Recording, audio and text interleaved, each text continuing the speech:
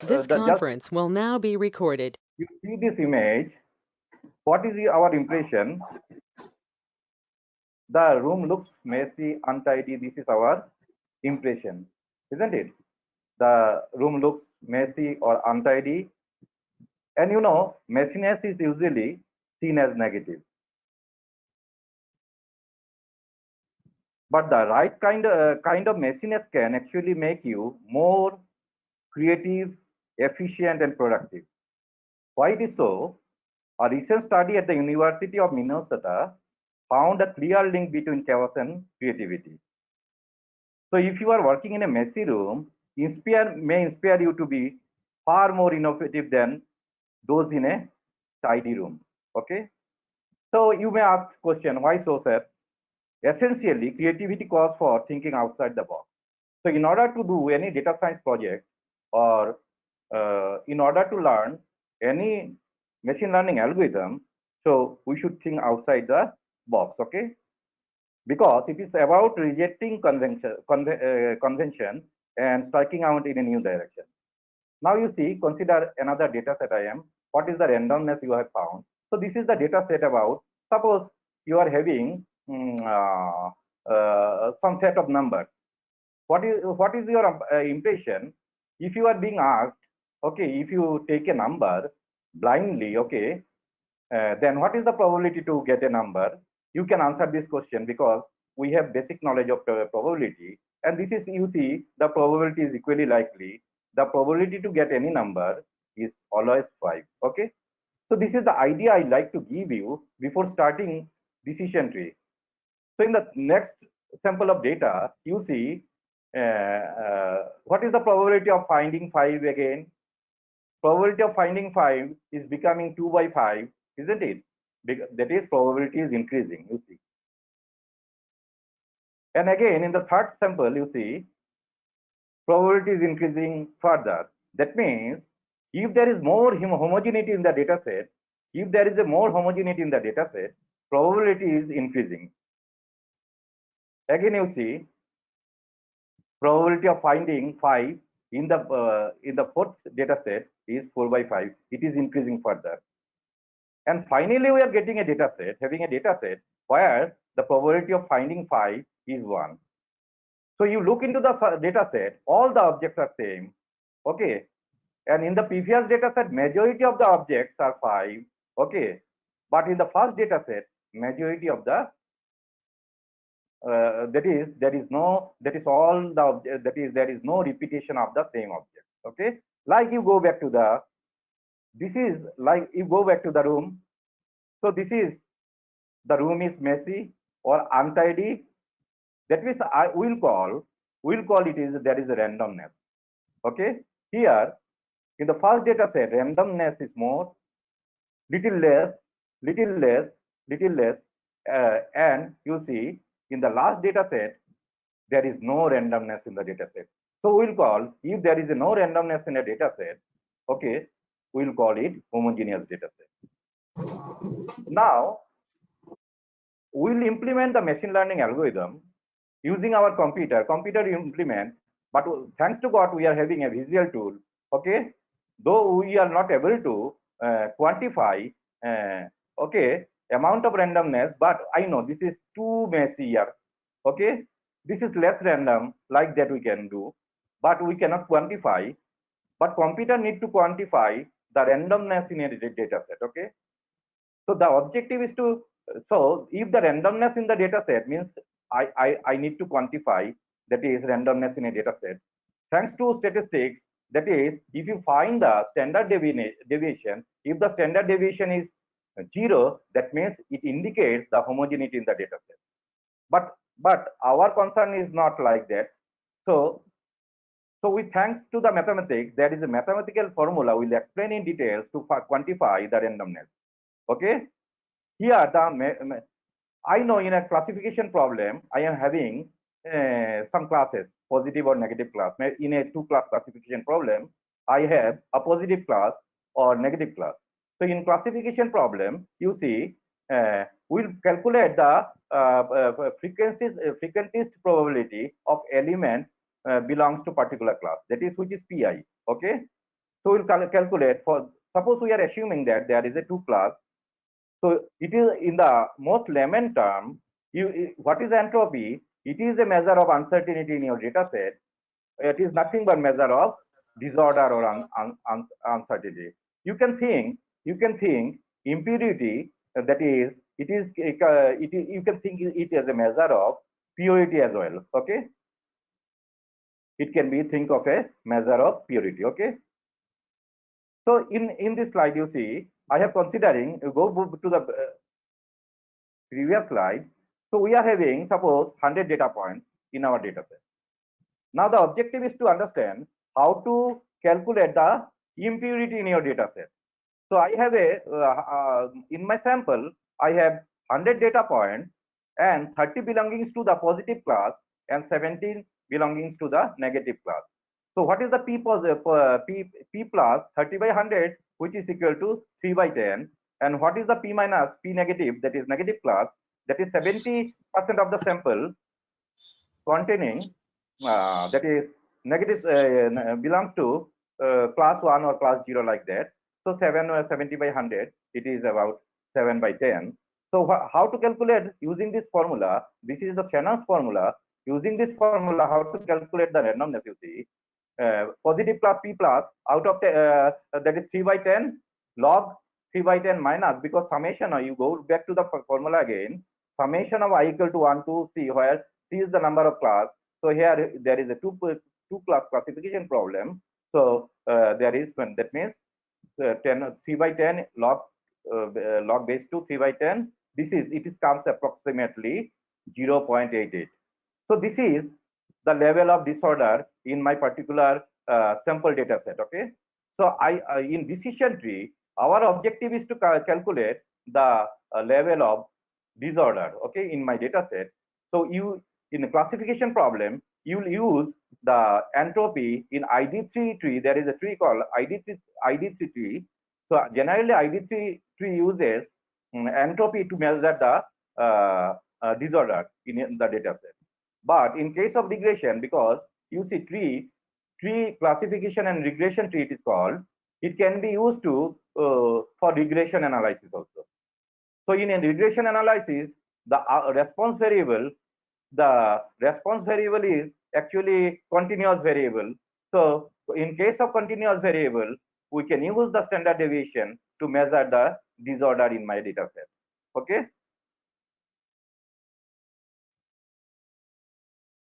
Now, after measuring the disorder, we will explain what is the information gain. Basically, what will happen, you are given a data set.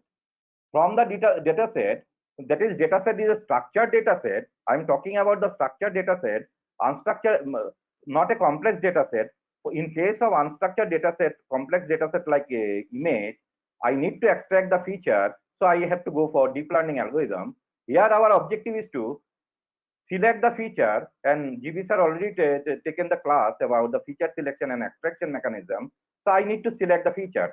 So how I can say the feature which are already selected having some statistical significance or not, whether this feature, all the features are relevant or not. Because if you take irrelevant feature to build your model, it may degrade your accuracy. So objective is to find out the relevant feature and reduce, that is, and consider only the relevant feature to build your model. This is our objective. Okay. So in case of structured data, we may have, for example, suppose I want to build a machine learning algorithm which will classify whether the person is from Bengal or whether the person is a Bengali or suppose North Indian. So I need to collect some features. One of the feature can be whether he is vegetarian or non-vegetarian. So sometimes you see, you will find most of the North Indian people these days, they used to take non-veg also. So this feature may not play a significant role in decision making. So you need to take some other features. Okay. So this is not most significant feature. So what we can do, there are a lot of techniques that is discussed throughout the FDP. That is, there may be a principal component analysis. If you are not using the deep learning algorithm, that is, will try to find out the most significant eigenvector. That means when I am reducing the dimensions, basically what I am doing from higher dimensional, I am projecting data from higher dimensional space to low dimensional space, isn't it? So some data may be lost, some information may be lost. That is variation. So I need to capture the entire variation of the sample data. Okay. What is the purpose of the information gain? That means in the response variable, amount of randomness, because why the randomness is there in the output variable or response variable in the sample data, we'll discuss. But the problem is that first you need to understand what is the information gain. Basically, information gain will help you to decide, because decision tree, it is a hierarchical structure. In tree structure, we know there is a node, okay, there is a root node and some intermediate levels and leaf nodes are there. Okay, so I need to build a tree based from the data set. So which feature, which variable will be the root node, and which variables will be the, which features will be the intermediate node, I need to take the decision. So based on information gain, I can detect, take the decision. How information gain will help you to take the decision, I'll explain. Okay, and another the objective is that information gain will help you to minimize the decision tree depth, because if the depth is more, that means you may have more overfitting problem that we have already discussed, okay, in the previous lectures. Okay, so you see, what is a decision tree? First, try to understand. It is a tree-like structure. Obviously, anybody can understand the decision tree. That is without having background of computer science. Okay, anybody can understand. This is the advantage of this model. Okay, even beginner without any knowledge of computer science can understand the decision tree, and the advantage is that you can use it as a regression model or classification model. That's why it is discussing in this data science FDP. Okay, so what is the purpose? That means when you are thinking about the tree, the sample data set is subdivided, okay, into subtrees, okay, and leaf nodes. Okay, so three types of node in a tree are there. In any case of tree, that is a decision node. That is, decision node may have two or more branches. Leaf node, that is represents the leaf node in the decision tree, represents decision, and root node, this is also a decision node, but at the topmost level. So there is a topmost level, the node at the topmost level is called the root node, which is also a decision node. Now, suppose we are taking an example, simple data set. Okay, in any data science course, that is, we used to take this simple data set. So this is data set is a past data set containing some information based on some environmental condition. That is, I have some instances. So when the outlook was rainy, temperature was hot, and humidity was high, and windy is false, that is play golf. Decision to play golf was no. Okay, and this is the data set. Suppose in the last instance, fourth instance, you see the outlook was sunny, temperature was mild, humidity was high, and windy. There is no windy, so you can play golf. Now, based on this sample data set, okay, this is the training data set I am using. Okay, I don't have any test data set. Okay, in the handout session, that is, we'll divide it into test and training, though it is a very small data set, but in reality, in data science, you have a large data set generally. So what you see, if you monitor the response variable play golf, that is, it will take the decision whether or not to play golf. Okay, you see there is a randomness in the decision. Okay, if there are all yes, or irrespective of any conditions of outlook, temperature, and humidity and windy, you can always play golf. But I cannot play golf always, because the final column, the last column, or you can say the play golf column, contain there is a randomness in this column. There is no homogeneity. Okay, if there is a homogeneity, there is no need for prediction, isn't it?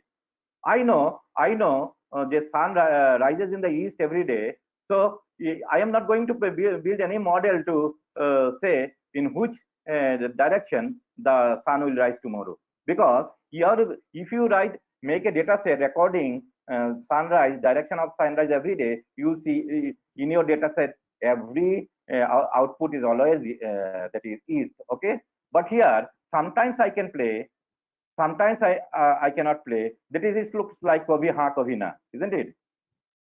So the objective is to build a model, and what type of decision we can take from this model.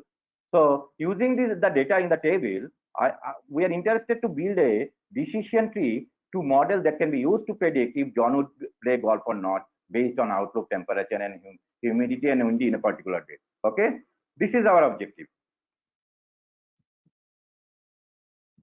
So decision tree, that means it can used for solving the classification problem I discussed already, and it can be used to solve regression problem. Now you take an example of how to use decision tree. Okay.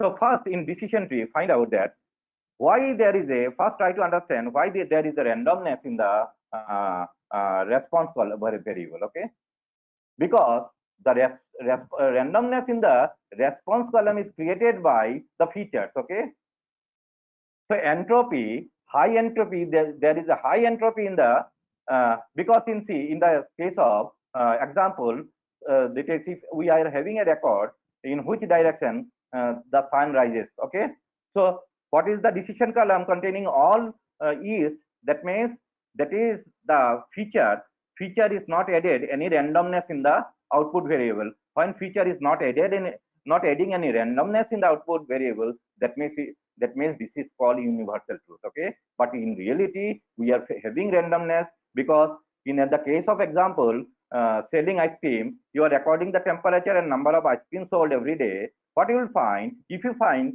irrespective of temperature, okay, irrespective of temperature, every day the number of ice cream sold in your shop is 50. So no need to make any prediction how much ice cream can be sold today. Always 50.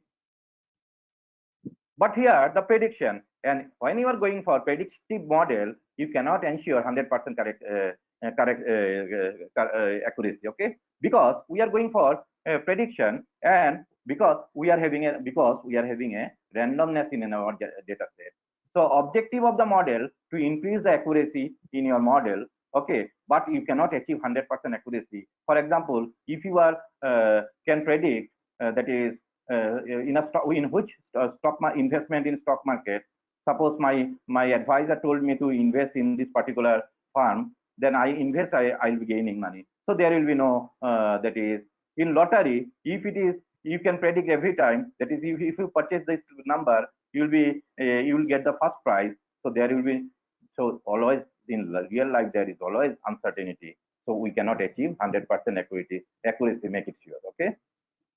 So I need to take the decision column, because if I know, that means if I know if the outlook, can I take the decision? Can I take the decision whether I will play golf or not, or other feature I need to take the decision? This is the objective. Whether a single feature sometimes may give you a decision, because if that feature is not adding any heterogeneity in the response variable. Okay, because this feature is homogeneous. So if you take the decision, so breaking the data set from heterogeneous to homogeneous, then you can take the decision how I can partition my data set into a bunch of homogeneous decisions. This is the bunch of homogeneous branches in a decision tree. This is the fundamental objective of decision tree. Okay, so how to decide the decision column? So in order to take the decision column, you take the response variable. And in the example data set, you see, in our example data set, in the response column, I am going back to the example data set for your reference. You see, play golf is the response variable. How many no are there?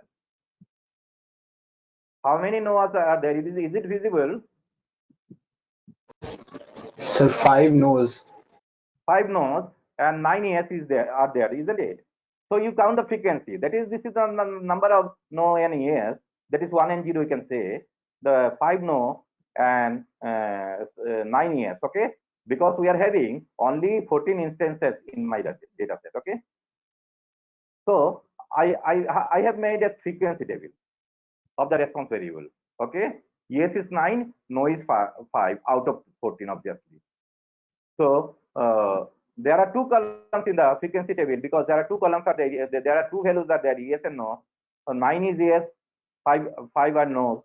So yes is yes column, you see 9, I have placed 9. In the no column, I have placed 5. So out of 14 instances. Now I am calculating what is the randomness, amount of impurity in the response variable. So it is coming around 0.94. Anybody, you can do the calculation. I am not giving much more importance about the calculation, and already know using the entropy how to calculate the entropy of the features. Okay. So first is the response variable. You need to calculate the response variable entropy of response variable, which is play golf, is not impressive, isn't it? Why it is not impressive? Anyone?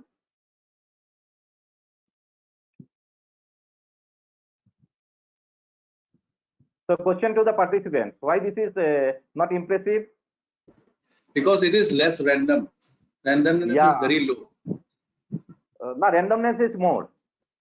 Sorry, randomness is more. Accuracy. Right now, we don't bother about the accuracy. Yeah. What is our concern? I am trying to check out the impurity, randomness. So randomness is more, isn't it? So why the randomness of the play golf column is more? Because the randomness in the play golf column is contributed by the features, isn't it? Randomness of the features added this randomness to the final column. Clear? Yes. Yeah. So next, I will try to calculate. We'll try to calculate how much that is randomness added by a particular feature. What is the randomness associated with each and every feature? Okay. How we can forget about the formula? What is the logic behind that? For example, I am calculating the randomness for Outlook. How much randomness Outlook have added in the response variable play golf. So we have seen in the data set, Outlook is sunny, overcast, and rainy. We have found 5 instances of sunny Outlook. We have found 5 instances of overcast Outlook, and we have found 5 instances when the Outlook was rainy. Okay. But in case of sunny and rainy, if the outlook of sunny and rainy, there is a randomness. Okay, there is a randomness because 3 times it is you can play golf. That is when the 5 people played golf when the output was sunny, and 2 people did not play golf when the outlook is sunny. So sunny cannot be when the outlook is sunny. That is, it is creating some randomness. Okay. Which are the features that is creating randomness? Overcast, creating no randomness, you see. That means I can take a decision. If the outlook is overcast, this is the only feature that will help you to take decision. In a particular day, if the outlook is overcast, I can play golf. Clear? Up to yes, this, it is clear? This is very interesting and conceptual point, because we should understand the background of the machine learning algorithm. Okay, the philosophy behind that means I believe in, that means if you first learn the history behind science, then I can do some innovative research. Okay, otherwise not possible, because people these days, without learning the AI, they are trying to learn machine learning tools. Okay, because it is very easy these days to build your model because you are having sophisticated tools available. So first, my advice is, if you want to work in data science, have a passion for data and try to think out what is the background, how model is working actually. Some cases you will find black box. Okay, but behind every model, there are some intuitions are there. Okay. So this is the intuition I am discussing. Please, participant, please requested to mute your Sir, audio. sorry to interrupt, sir. Sorry to Uh, interrupt, sir. Your last question was why play golf is implicit. The randomness is implicit. So can you just provide the answer for that along with the explanation? randomness in the golf, that is, we have found while we are calculating the entropy for the play golf column, isn't it? That is the response variable, isn't it? Output Yes, variable, sir. isn't it? Output variable. So in the example data set, in the training data set, in the output variable, we have found some randomness, isn't it? And this is not impressive. Because randomness is one means. So in the last page, in the initial slide, in the example, you'll find that if your data set all containing the same object, you'll find if you use the entropy to calculate the randomness, you'll find that entropy is 0. Okay, so entropy, actually the sorry, sir, the randomness in the play golf was dependent on the features, the 5 features or yeah, the 4 features. That you see, listen carefully. What I am talking about, that means we have found the response. There is a randomness, high randomness or high impurity in the output column, isn't it? 0.94, because one is means highly impure. There is no repetition. But why we have not got one? Because it is a combination of yes and no. If all are yes in the output column, or if the all are no in the output column, you'll find that is entropy is 0. You take paper and pencil and calculate. If all the objects, mathematical objects in your data set are same, that means entropy will be always 0. Getting my point? So this entropy, high entropy in the output or response column is added by the features, because there is a heterogeneity among the features. That's why the high randomness is there. So in our golf case example, whether to play golf or not, we are having some features. We have seen some features are there: outlook, temperature, humidity, windy. These are the 4 features. Okay. So our objective is to, if a particular feature is not added any impurity in the output column, so that basically we human being adding noises or adding some impurity in the world, isn't it? We are throwing plastic. If I am not adding any impurity to the society, that means I am a good people. Okay. If a particular feature not adding any impurity in the output column, that means this is a good feature. Okay, I can say that is good feature having characteristics, because I will find homogeneity in the good feature. How? Because if a feature is a good feature, entropy will always be 0. Hello, sir. Sir, yeah. sorry to interrupt. Sir, actually, Yeah. I have not cleared the idea why it is why the impurity is there. Like from this entropy 3,2 or 2,3, how it is varying. That I'm not able to understand. Your background? Sir, I'm from computer science only. I have done this data mining and entropy thing. You know the But Kernel formula? In thermodynamics also you have studied entropy, yes, sir. isn't it? So Yes. in the beginning of the lecture, what I told, that means why we are building prediction, why predictive model. And also I have taken an example, that is in the case of in which direction sun rises daily, because every day we can say you can say that means sun rises in the east. Why?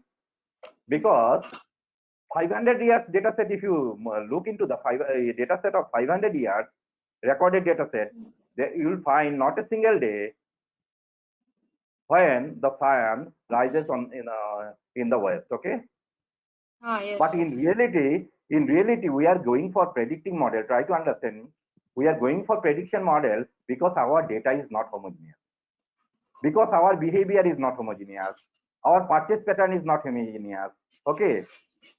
Our reaction is So if it will be, yes, all yes, then you can say that it is homogeneous. If it would be all yes or all no, then we can say that there is no impurity. It is pure data. Yeah, entropy zero means your data is pure. So in the example set, if your data contain all the same objects, okay. So in the example case, all objects were 5. So if you calculate the probability is 1 means probability 1 is another sign, okay. Probability to get 5 is always 1 in the last data set. That means it is homogeneous. Okay. For example, Okay, have you seen the movie Sholay? Yes, sir. Yes. Tossing the Yes, coin? sir. Yeah. So both the side were head. Okay. So while tossing, every time you'll get the head, isn't it? So that means entropy, mathematically, entropy is a measure of randomness in your data. So what I am discussing, that means if a particular feature not adding in my sample data, if a particular feature is not adding any randomness, it implies that the feature is homogeneous. So this feature is sufficient to take the decision. If you know this feature only, okay. For example, in case of veg and non-veg people classify, okay, Indian and not Bengali people. So if this feature that is non-veg or veg, if this feature is homogeneous, based on this feature you can take, okay, that is this is not homogeneous because some people used to take non-veg, some not Indian people, isn't it? So this feature is not sufficient to classify Bengali and not Indian people. And sometimes I found many of my friends, being a Bengali, they are vegetarian. So in real life, there is a randomness in data. So we are telling prediction. Otherwise, there is no need to discuss all these things, isn't it? Yes, clear? Sir. Yes. So Thank that you, is sir. entropy we are calculating. So we are having 3 levels for outlook. So each level having a different entropy, isn't it? That's why sum I have done. While calculating entropy for outlook, that is entropy of sunny, entropy of overcast, entropy of rainy, because there are 3 levels of that is three levels for outlook, because outlook can be sunny, overcast, and rainy. So total entropy for this feature outlook is a summation of entropy of sunny, level overcast, level rainy. Got my point? Yes, sir. Yes, thank So you. Sir. sunny, there are 5 instances of sunny out of 4. So 5 by 4 frequency, and 2 cases are there. In the response variable, you see there are 3 yes, 2 no. So 3 2. And in the second case, 4 cases are there. Instances are there when the outlook was overcast. So total instances was 14 by 4, and entropy of yes and no 40. Because I must know what are the number of that is class positive class, number of negative class. In case of third level, you see rainy, you see there are 5 instances in my data set, okay, and out of 14, so 5 by 14, and entropy for positive class, number of sample for positive class was 2, and number of sample in the negative class is 3 from the data set. Should I show the data set again, how I have got this subsample? No, sir, it is clear, sir. Okay.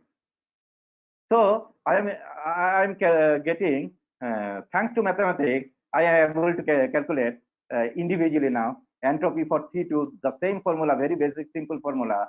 Okay, 3 2 means there are 5 out of 5 there are 3 positive class, out of 5 there are 2 negative class, because you see this is the entropy for every level I am calculating. Okay, in the previous I have shown the sunny level. In the sunny level there are in the case of sunny there are 5 instances. Out of 5, 3 positive, 2 negative classes. So out of 5, 3 positive and 2 negative. So entropy of sunny is calculated. It is really high, 0.971. It is highly impure, isn't it? Close to 1. Not close to 1, but 97% is not impressive, isn't it?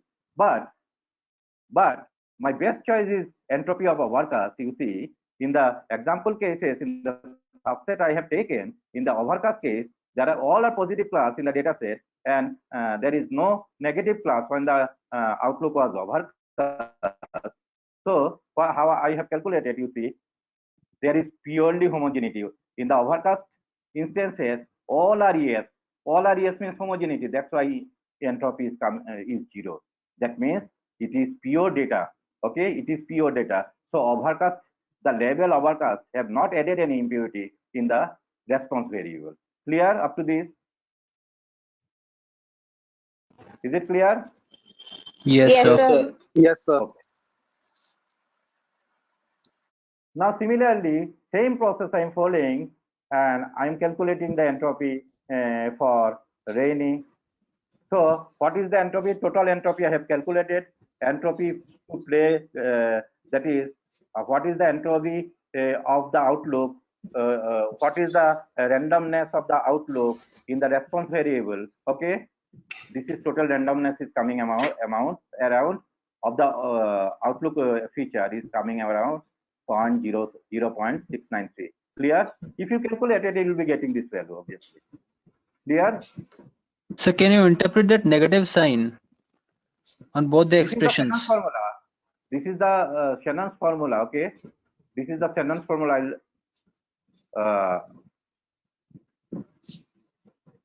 So you have studied most probably. You have studied now Yes, in sir. your thermodynamics and others. In network also, Shannon's formula is there. Now you just check into the next feature. So if you remind the data set, okay, that is temperature. So there are 3 levels we have found: hot, cold, and mild. Okay. So what we have observed, when the temperature was hot, so we'll find two cases. Okay. So in the 2 cases we have seen, the play golf, the response variable is showing yes, and in the 2 cases it is no. Cold, when the temperature was cold, 3-1 cases are there, and mild 4-2 cases are there. So there is some noise. Whether all the participants have muted their audio? Okay. So there is no homogeneity, isn't it? There is no homogeneity. While you will calculate the entropy of the individual levels, you will find here that is there is no level giving an U entropy that is 0. So entropy of the temperature is coming around 0.911, that is 91% impure. Okay. Then going back to the next slide, windy, same situation. We are having 14 cases, and windy was 2 levels, true and false. 3 cases we have found when the windy was true. 3 cases response variable was yes. In 3 cases we have found. Upload the data, he can know the attack, and he can see the speech thoughts, and also Hello, he get the. can you please mute? I am requesting, please. I am requesting to mute your audio. Participants, I am requesting to mute your audio. We are responsible person, you know. We all are faculty members. Though I am giving the lecture, you are also, we belong to same fraternity, we know. So in this case also, I am calculating the same process. I am not repeating. So that is windy, entropy of the windy is coming around 0.892. So what we have got actually observed, you see, you have calculated entropy of all the how much entropy the individual features is having in the response variables. We are calculating that is 60, or you can think like that. That is outlook have added 69% of impurity in the output variable, and temperature have a maximum impurity 91%. So temperature added maximum impurity in the response variable. So better to ignore the temperature. So this is the only machine learning algorithm having the capability of reducing dimension. This is the another aspect of decision tree. Okay, clear?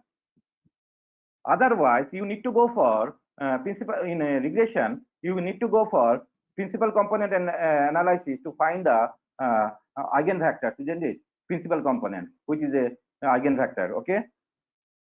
But here you see, from after calculating the entropy added by the individual features in the response variable, we have found that the lowest entropy contributed by Outlook, okay, is 69%. I can say in a percentage terms, okay, and 91% is added by temperature, 89% added by humidity, and 89% is windy. So manually you can say that temperature, feature temperature should not be considered while building your model, right? Right? Everybody up to this, it is clear? Yes, sir. Yes, sir. Okay. Yes, sir. Now we'll have a look whether your decision tree is taking care of this. So we need to understand this understanding is needed very much, okay, to become a research, to do some research on data science, okay. Don't blindly take any model and do trial and error method to check whether it is performing well or not. So I am calculating the information gain. How much information this particular feature is giving in the okay. So entropy is 0. If a feature having entropy 0, that means I am gaining more information gain. More information gain means this feature is most important feature, okay. More info, the feature that is more information gain means it signifies what it signifies. What it signifies mathematically, what it signifies, that means you have not added any homogeneity. That's why the entropy minus entropy of the response variable minus entropy of the feature, okay, that is called reductible information gain means reduction, some reduction. After reduction, the entropy of the feature, if the entropy of the response variable remains same, that means the feature was homogeneous, okay, having less impurity. So this is the most significant feature. Clear? Clear this formula? Because this is based on only formula. So you see, I am calculating what is the entropy of a play golf, because we have already at the beginning we have calculated the entropy of the response variable. It was coming around for 0.94, and entropy of the outlook is 0.693. So what is the reduction? Reduction is the gain. Okay, this reduction is the gain. So information gain is 0.247. From which feature I am gaining more information? You can intuitively think in this direction. From which feature I am gaining more? I am getting more information. The feature from which I am getting more information. That means I can use this feature for decision making. Alternatively, I can say. Clear? Yes, sir. Yes, sir. Okay. Now you see this feature temperature.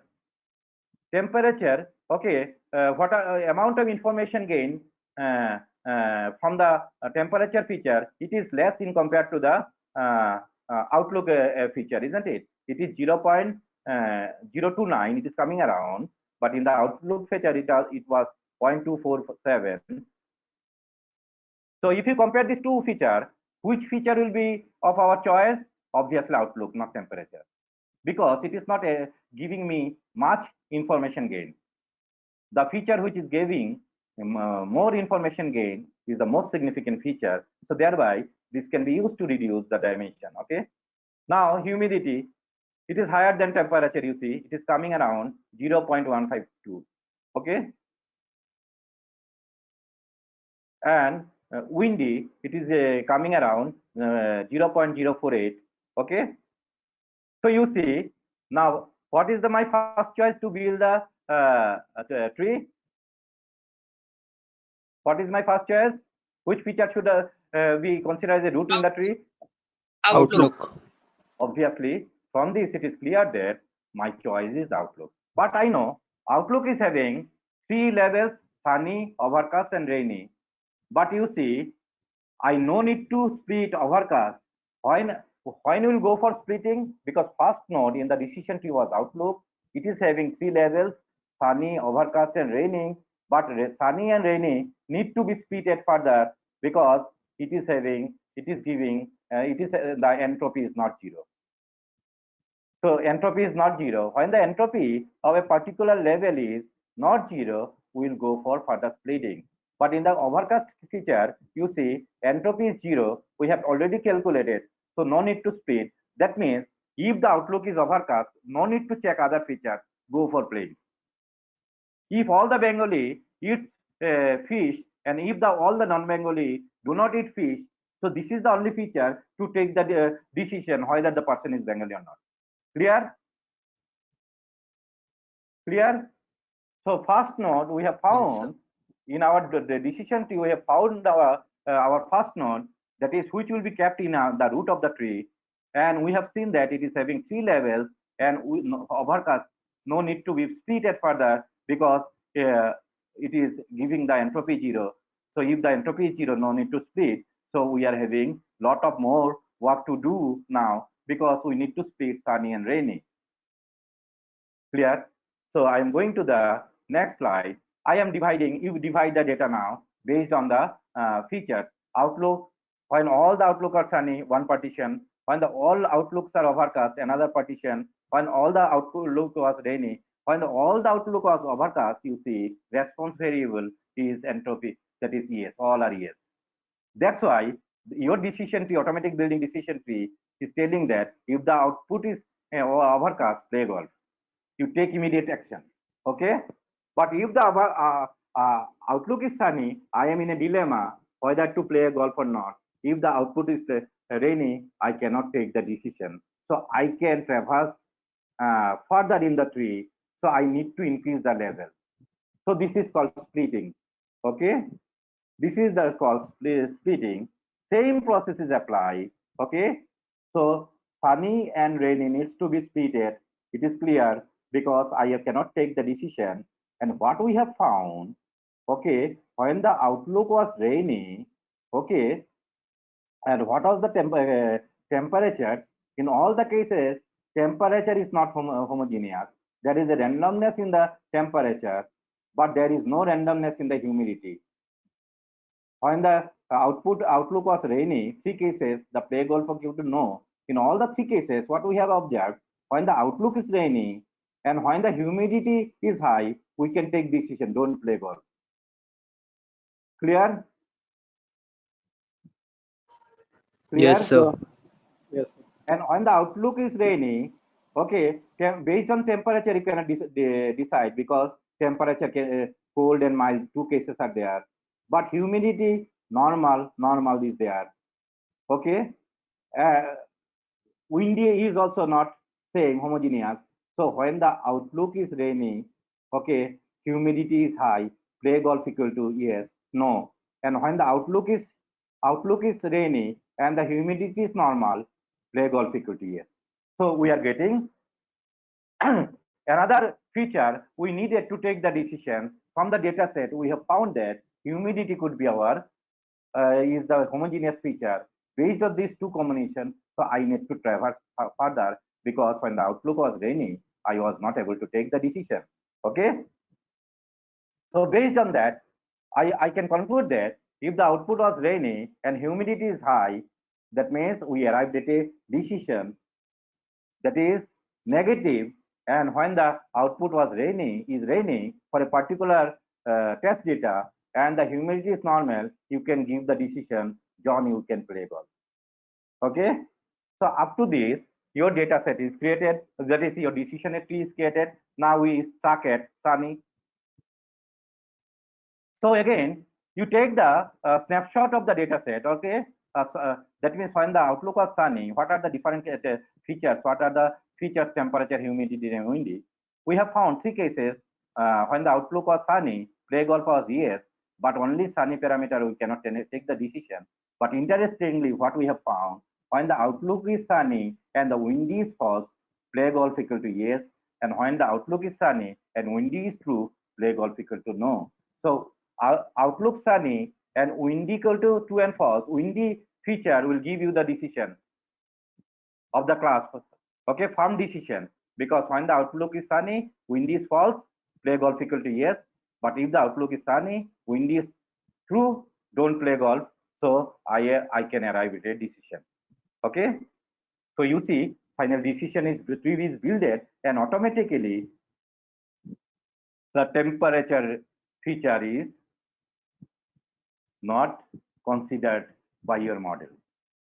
So this is having inherent capability to reduce the dimension, irrelevant features. Okay.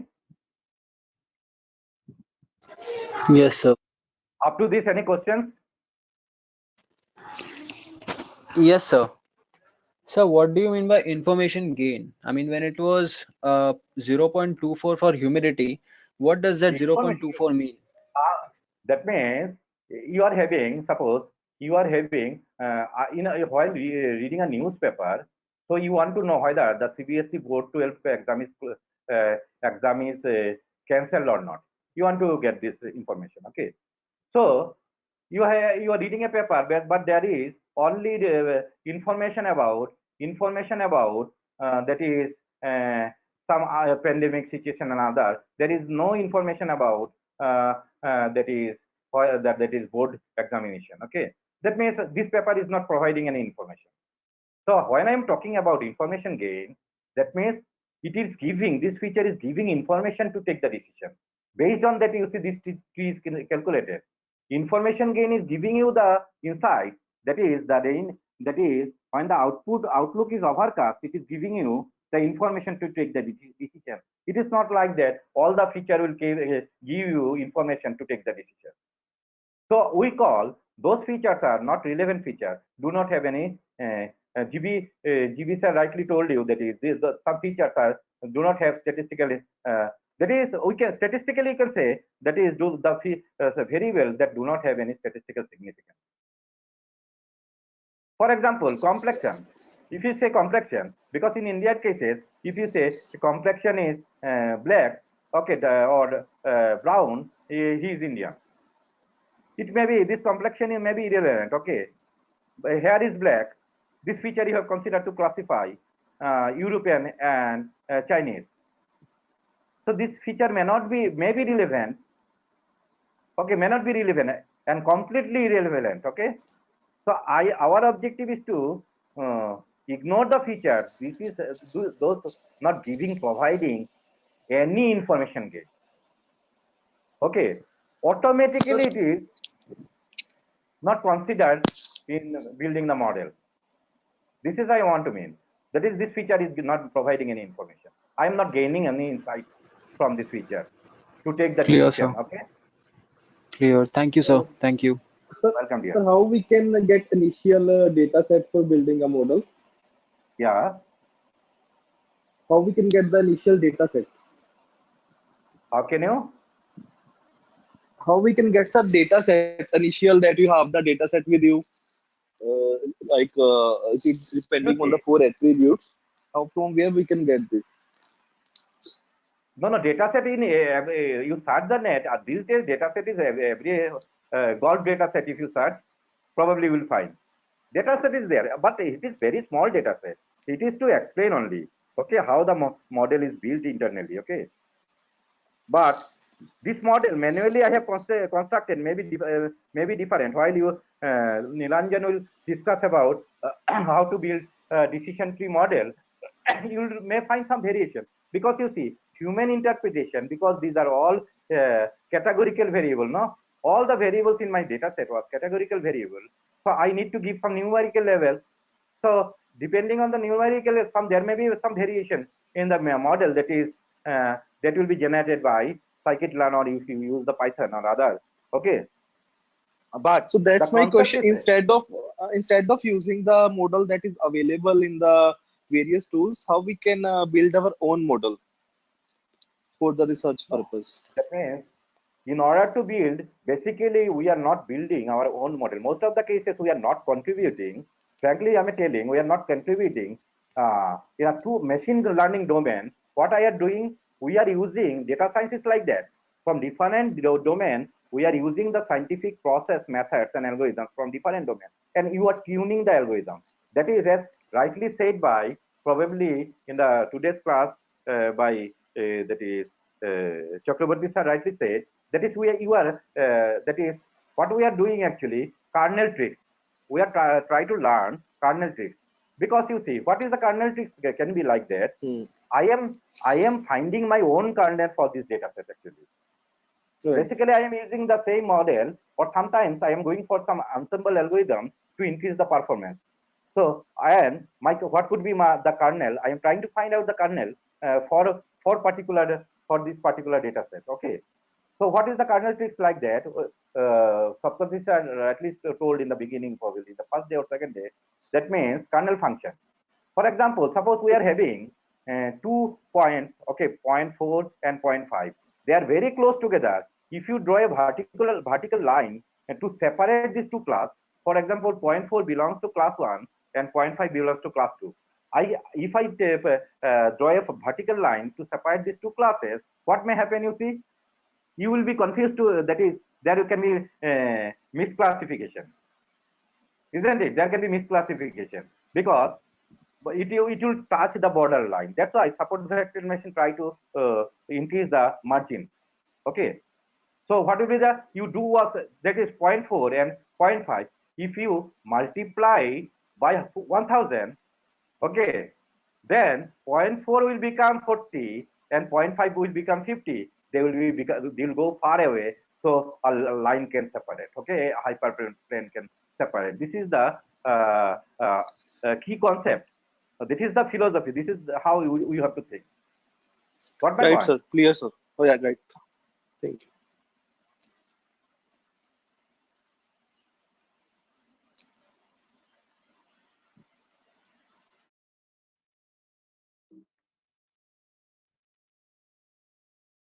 Now, I no need to discuss. The performance is same as discussed before. Precision and recall. That is your classifier. Suppose detected for 12 positive classes. Okay, 12 positive classes. Out of 12 positive classes, 5 was found to be positive. So precision is 5 by 12. So 12 positive classes it is detected. 5 is positive. That is number of false. 2 positive is 5, and other 7 negative detected as positive. So false positive. So precision is 2 positive by 2 positive, false positive, and recall is 2 positive by 2 positive, false negative. Now we cannot maximize our in machine learning algorithm. The objective is to maximize precision and recall. So at the same time, either you can maximize precision or you can maximize the recall. So you tell sir maximum, and we should try to, because accuracy, as told by Saptarshi sir, accuracy, you have seen the formula. What is the accuracy? TP plus Tn, 2 positive plus 2 negative, divided by 2 positive, false positive, true negative, false negative. If false negative and false positive is 0, that is 100% accuracy. It is difficult to achieve. By cross validation, we are trying to increase the accuracy, but it is not impossible to achieve 100% accuracy in any predictive model. For example, I told you now, in share market, if accuracy is 100%, share market will not be share market. Okay. In gambling, if there is 100% accuracy, gambling will not be a gambling. Everything will become homogeneous in life. Life will become so cool. Okay. There will be no indecision in life. So in reality, it is not true. Okay. But keep this in mind. Third, now it depends on whether I should try to maximize precision. This is one key idea, or I should try to maximize recall. For example, you're doing research in recommendation system. Your objective to build a model which will recommend, which will provide, as I discussed, personalized recommendation. Okay, you know, in personalized recommendation, if my false positive is high, every time I am recording and sending you a message, okay, the product which you may not like, my model is predicting this customer will like it, you will be the irritated, get a customer. Okay, so I may have to lose the customer base. So in case of recommendation, my objective is to maximize precision. Okay, because if some cases, suppose a particular item you may like, okay, you may like, but I have not recommended, you will never know that is that product you may like, so it will not having any harm in my business. Okay, it will not create any if I cannot recommend some list of products which you may like, okay, but my model was not able to classify or predict, so I will not recommend it, no issue. But the item which you may not like, I am recommending the item to you, this is not tolerable to the customer. Getting my point? But in case of COVID detection, okay, so whether the patient is having positive or negative, for example case, if you detect a patient without COVID as a COVID patient, these days there is no, in last year you see there was a pressure from the society. Now it is become very cool. Everybody is accepting that is we have to bear with the COVID. Now, if a negative person is detected as positive, you have to take some antibiotics, but no damage can be done. But if a positive patient is detected as negative, okay, so in COVID patient detection, false positive may not be an issue because you need to take some extra medicines, nothing else. Okay, but in case of positive patient, if it is detected as negative, that it can take life of the patient. So in such scenario, our objective is to reduce the recall. So if one of the metric, if I can reduce, then accuracy can be increased. Okay, clear? So briefly, Yes, sir. I will tell you that how, because this is a card, there are many variations. So what I was discussing, it is basically based on Shannon's formula, that is called ID tree. So in Python, you will find two types of tree. That is one Gini index you can use to find the heterogeneity, and also Shannon's formula. Okay, some other method is there, K tree. Okay, K tree is there. Okay, chi-square, based on chi-square, I can check the homogeneity. Now, again, here I am adding some continuous variables. Okay, response column previously it was classification problem. Now it is I need to predict based on this features value. I need to predict. Okay, whether how many hours you will play. Okay, for example case I am considering.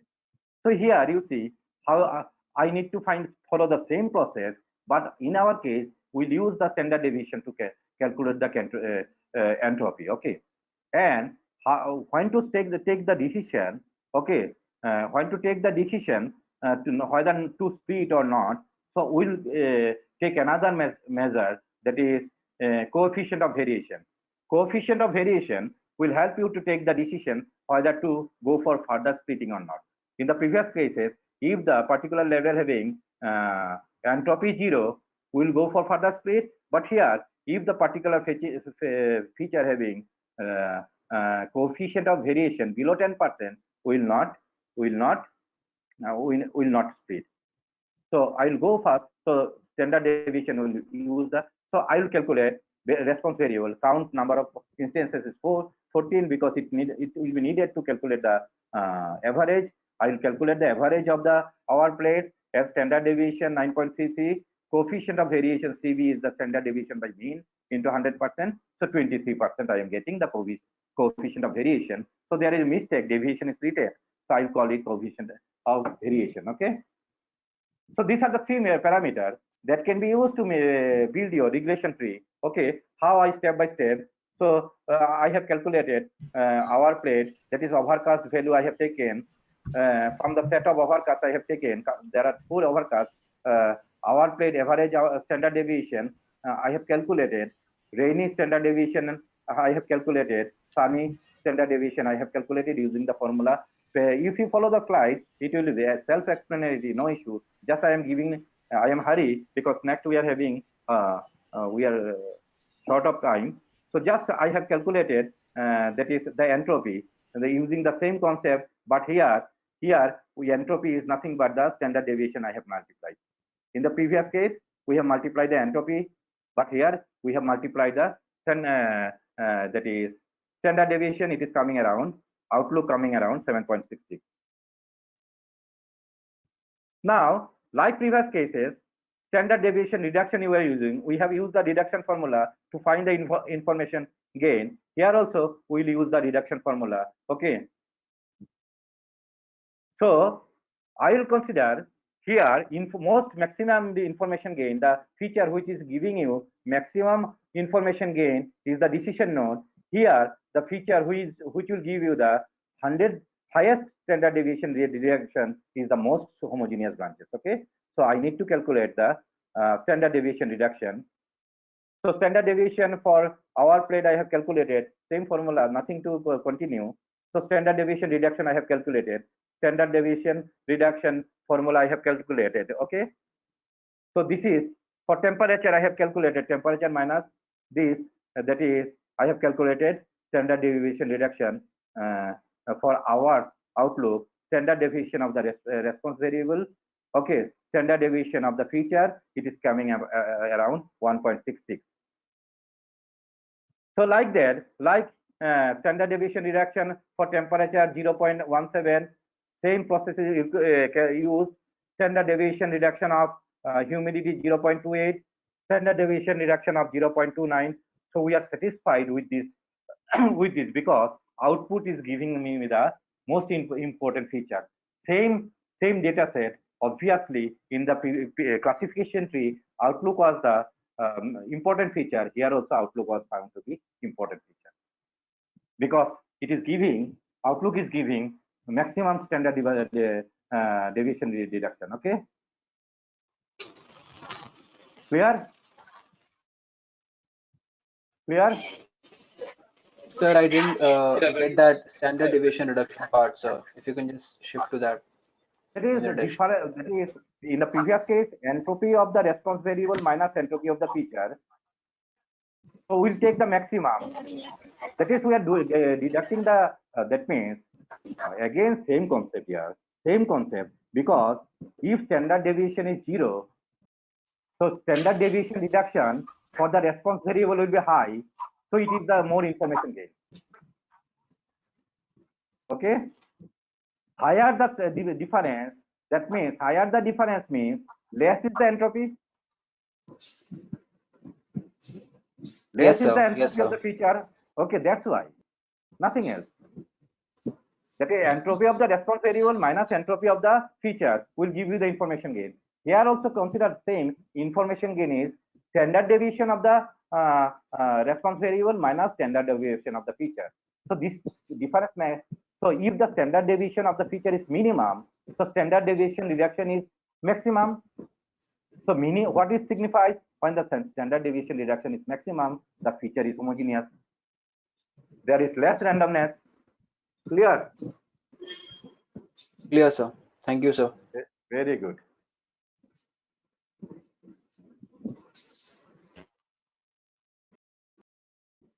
Same way, what we have found, you see, again, same process we are using, same process I'm telling. The idea is like that. That's what they told to tell me, you have found it. Okay, outlook is the giving you maximum standard deviation reduction. So outlook is the root node, and outlook having says 3 feature: overcast, sunny, and rainy. So if the overcast is outlook is overcast, so that means overcast you have seen that is homogeneity, standard deviation that is standard deviation is 0. So what will be the output? Output is the continuous variable, you know, regression. So you take the average of it. So average of the particular level, when you are taking the decision, no further splitting is needed. Please mute your phone. When no further splitting is needed, the average of the hour place in that particular level, okay, will be your predicted value. Okay. So why overcast does not need to be played? Here splitting decision we have taken. You see, TV a coefficient of variation of the overcast, if you calculate, it is coming the 80%. So threshold is 10%. If it is less than 10%, no splitting is required. Okay. If you take more than 10%, what will happen? It will accuracy will be less. Okay. Clear? So just have a look, follow my presentation. It is clear. Use a calculator and calculate this. It will be clear to you, because next I have taken the decision whether overcast needs to be splitted or sunny needs to be splitted, same as before, or windy needs to be splitted. So first we have seen overcast. We have already calculated the coefficient of variation, that is standard deviation of that feature divided by of that level divided by mean. So overcast is giving me coefficient of variation 8%, which is less than 10%. So overcast is no need to be splitted. So now it is a decision variable. But here, this is not a decision. This is a regression. I should have some value. How to calculate? You take the hour play value for in the overcast rows, and take the average. Clear? Okay. So our Yes, plate sir. CV value is Yes. calculated as rainy is 22% and sunny CV value is 28%. So sunny and rainy needs to be splitted. Same process if you follow. Same earlier process. The formula is different. You go on continue like this fashion. Again, you will be able to. So when it is false, you need to predict the value. So average is the subset of this level. Okay, the average is the subset of this level. Clear?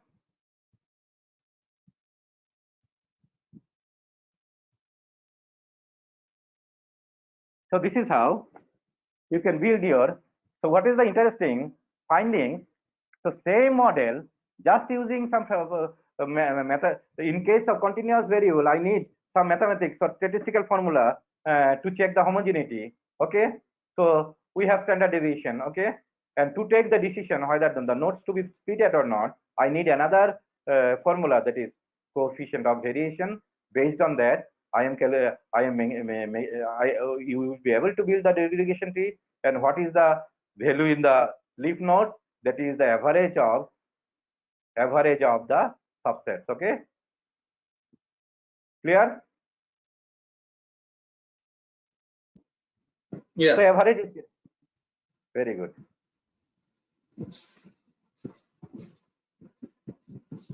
So when the number of instances is more than one at a leaf node, obviously this is aggregation. When the number of instances is more than one at a leaf node, that means we are having 4 to 5 instances in a leaf node. So we take the average.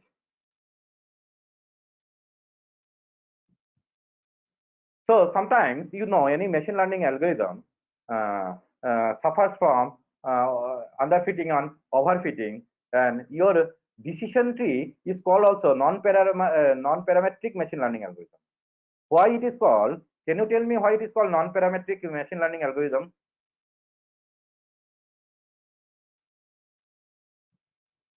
Can anyone tell me?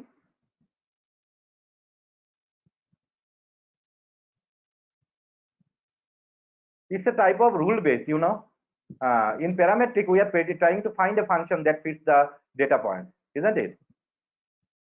In parametric machine learning that is discussed by GB sir, we are trying to find out a function. In our school days, basically, we are giving a function, we are giving a data set, or we need to plot a graph. Now we are having a data set, we have plotted a graph, and we are trying to find a line or curve that best fitted this set of data points. So we are predicting a function, isn't it? We are predicting a function that will generate the value, predicting value. But here we are not predicting a function. This is kind of rule based. Okay, some kind of and operation. Okay, if the overcast is outlook, okay, if the overcast is outlook, then play. But if the overcast is rainy and humidity is high, then play. Okay, so that's why. Okay, now generally your tree suffers from overfitting problem. So the basic entropy-based decision tree learning algorithm, ID3 continues to grow a tree until it makes a no error. This is the reason. Na? We are trying to break the data set in such a way that I am getting a leaf node. When I am reaching the leaf node, the error from the data set, based on the sample data set, I am trying to find out the perfect non-parametric model so that no errors over the data set. That means there is a overfitting problem. For example, why I am trying to I am trying to predict a line so that it should not pass through most of the data points. That's why I am introducing, because line of best fit, when you are searching, it will try to pass through all the data points, but in a sample data point there may be a straight line is possible that is going through all the data points, but in another data set you may not get a straight line passing through all the data points. Okay, so line of best fit algorithm trying to find out the line that is passing through most of the data set. So it is again overfitting problem. So that's why what we'll do, we'll use some regularization techniques. Okay, here also we can do some pruning sort of mechanism. There is no time to discuss. That is post pruning and pruning. So first full tree is generated, and then non-significant branches are pruned or removed, like tree pruning you see. Okay, after the flowering season is over, we used to prune the tree, or you can do forward pruning to stop the non-significant branches from generating. Okay, it terminates the generation of new branch based on the given condition. So you can go for that is to reduce the pruning can be done. How pruning can reduce some overfitting in the decision tree model. Okay, that means if there is a non-significant branch is encountered, that means this branch will become a leaf node. So I am not that is what is the summary. Trees are very simple to explain and closely mirror human decision making, isn't it? We used to make decisions like the decision tree can be easily interpreted even by non-experts, can easily handle qualitative predictor without the need for create dummy variables. This is the advantages. There is unstable, meaning that small changes in the data set can lead to large change in the data structure. Because in my example case, temperature was found to be least significant, but in if you add some another data set where temperature can become may give you the most significant information gain. So what is the how to handle this situation? So we can go for random forest. That is a kind of ensemble algorithm. Okay, idea of random forest I will give. So what is the sampling? Already discussed. That is bootstrapping is a process to generate the range. We are having a sample of 14 instances. Use bootstrapping to generate random sampling. Sometimes with in case of small data, with replacement is better. But if you have a large sample data set, without replacement you can do. Okay, that means like playing the card. What is the probability to get a red color card? That is 1 by 12 without always 1 by 12. That is with replacement. But without replacement, after taking the first card, what is the probability to get next red card? Because you know in playing card there are 13 card after taking the first card, that is 1 by 12, it will be reduced, but with replacement same. Okay, so when your small data set is small, better to go for with replacement. Okay, random sampling, and okay, and if your data set is large, you can go for without replacement. Okay, so what is the idea behind ensemble classifier? There is a homogeneous ensembler. Okay, all the classifiers same in random forest, like a forest, all are trees. Okay, all are trees. So all are trees, all are tree are the weak learner basically, like regression model. So that's why to make it strong learner, we are using ensemble learning. For example, the voting case you have used. Okay, in case of classification problem, in a bonega chloropathy, what is the in case when or in indecision, we used to take the public opinion. Okay, after that, most of the time you'll find that majority if you go for majority voting option, your answer is always correct. If someone have watched this television, Crorepati, you'll find that most of the time participants like to go for majority polling, isn't it? So you can use the majority polling, okay, because different classifiers predicting different class. So generally, number of models in a ensemble learning algorithm should be odd, because that is percentage of classifier. Majority means it should be greater than 50%. In case of even, for suppose there are four different models you have used in ensembler. So if in case of 4, if both are telling that 2 are telling yes, 2 are telling no, you cannot take the majority voting, isn't it? So take even number of ensembler, okay, and go on adding the model using the cross validation technique. You see whether accuracy is increasing or not, okay. And if it is a regression, take the aggregate value, okay. So random sampling is like that, okay. So suppose from 12 data points, I am doing some random sampling. So in the first sample, it is taking 2 with replacement, and 2 and 5. In the second sample, it is taking 10, 8 and 2, and still after taking 2 and 8, 2 and 8 is still there in the data set, okay. Thereby you can get multiple random samples. So this is same, the idea is same. No need to discuss further. Just I have added it for your references.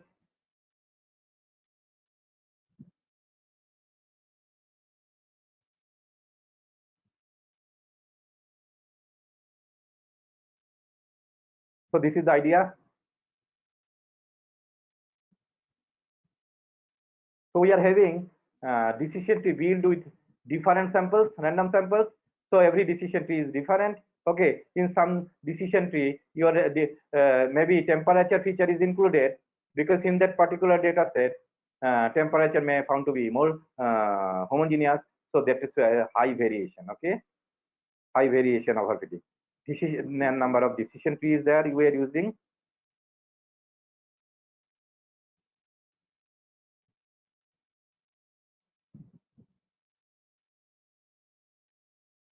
This is the idea.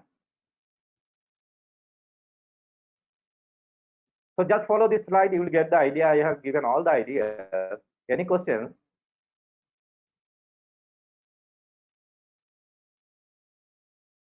Participants, if you have any questions, you are feel free to ask, okay?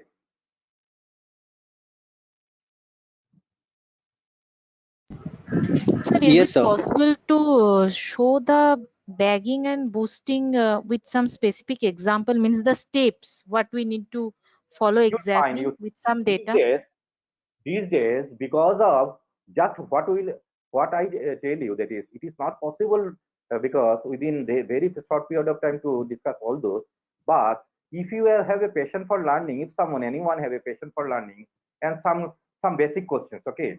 For example, if you search in Google, uh, like the question you are asking to me, I am giving you the hint.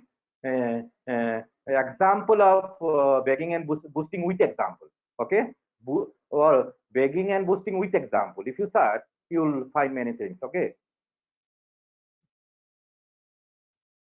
So that is my objective, is to give you the fundamental idea I have given, and what is the need for random forest. And you see the time will not permit to discuss all the feature, but what is the objective of the 5 days faculty development program? To give you some insight and to give an idea how to think, and rest is, you see, because of the internet technology, the huge amount of information is shared on the net.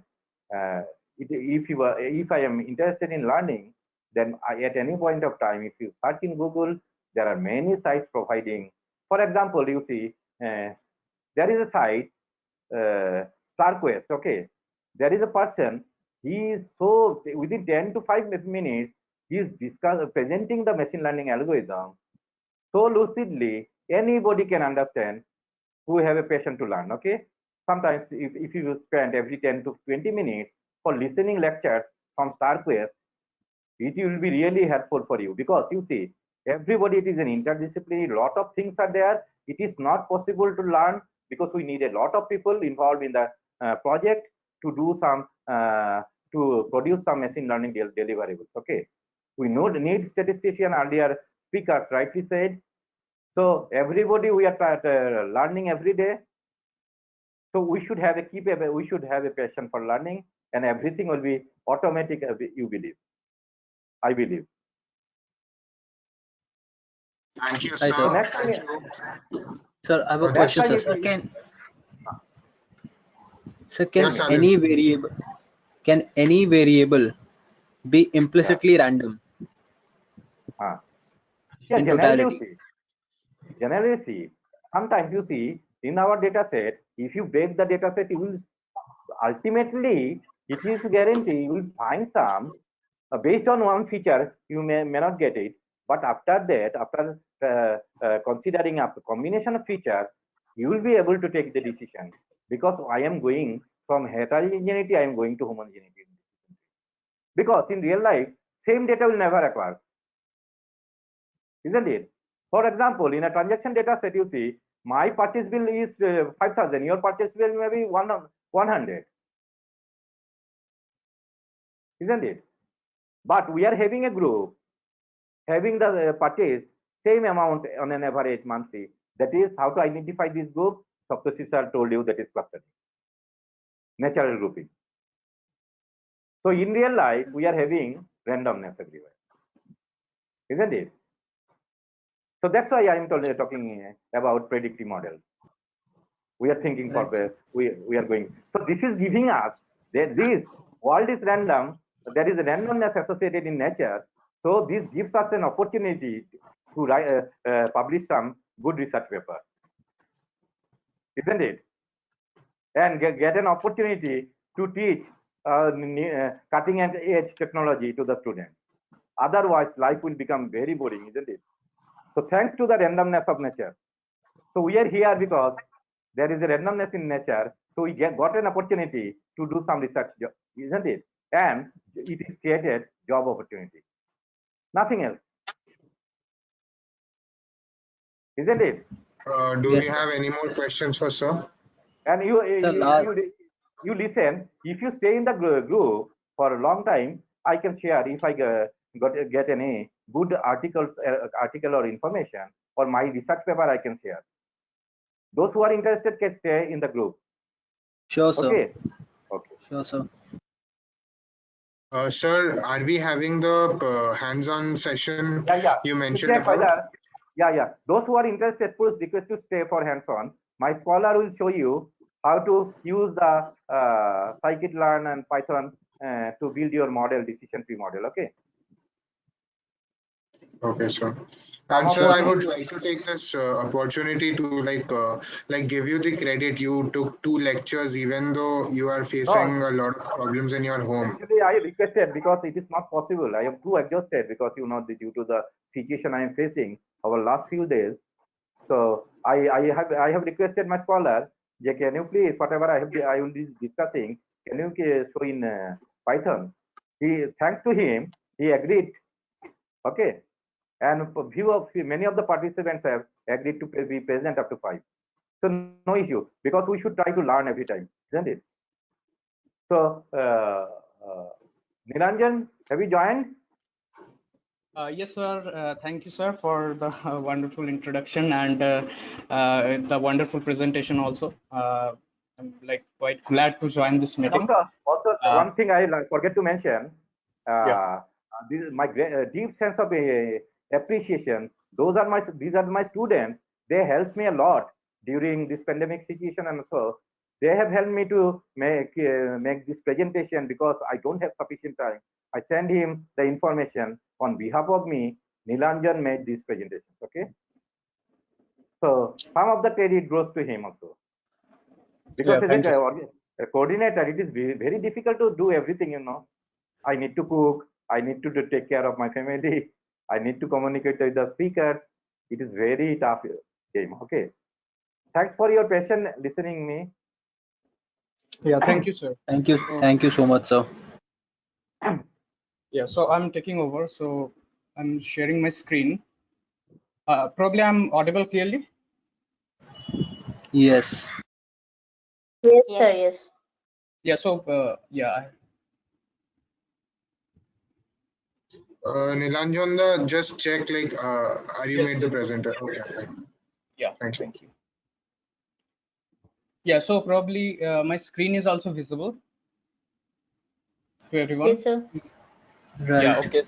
So let me start from the very initial phase. So from the data set that we were discussing. So I've taken the same data set as sir just given you an example. So the data set is containing a few parameters or attributes. There are 5 attributes as I can see. So there is outlook, temperature, humidity, windy, and level. So this level is basically the play golf portion that is present. So I can say that this is the play golf. So yes or no means whether we can play golf or not. And our model is to try to predict this particular level, provided I have all the parameters like outlook, temperature, humidity, windy. So this kind of data set we are using. So from the very initial phase, so I have pointed out a few steps that you can see in this side. So we have to follow these particular steps to able to like particularly implement these models. Now the first thing is importing the data set. Now whenever we are dealing with a data set, we have to have that particular data set in our hand. So it can be present in our system like hard drive or something, or it can be present in the cloud also. Now collecting the data set, as someone was asking, so there are various websites that you can use. So here it is a data set just for explanation. You can use any data set no matter what size it is or what type it is. You need to do some kind of steps afterwards to deal with those data sets, but it will work for each and every model, right? So in this we can see that there are few parameters like outlook, temperature, humidity, and windy, and not considering the label because it is basically telling us the prediction outcome. So this is currently not one attribute that we'll be looking at. Now you can see, as sir already told you, this type of data set is having some text in it. So this is a categorical data. So machine learning models usually try to build models based on mathematical equations. Now you cannot directly put some text into it and you cannot expect that the machine learning model will work. So to deal with those kind of problems, we need to do some kind of feature mapping. Now let me go to the first step. So in the importing data set, so I'm just giving you a few important concepts. Like we have to store this data. So in our case, we are storing this data into a CSV file, comma separated file. So in that particular file, the delimiter that we have used is tab. So for example, a particular data is there, for example, rainy. So after that, there will be a tab. After that, there will be another data. There will be another tab, then another data, and like that, every data is distributed. So I will show you the steps and everything. So after that, the most important thing here is feature mapping. So what is feature mapping? Now you see when sir was discussing about the data set and how you can build a decision tree model, you can see that he was explaining with respect to the text only, because in learning criteria, the text is very much important for us. We can learn from the text very easily. But when we are using the same model for getting introduced into the system for computer purpose machine learning models, we need to do some kind of transformations or mapping. So what is a mapping? A mapping is basically transforming this categorical data into some numerical data such that the computer can understand. So this is the general idea. Now there can be various types of mapping. So it is not possible to explain each and every type of mapping, but I can give you a few examples.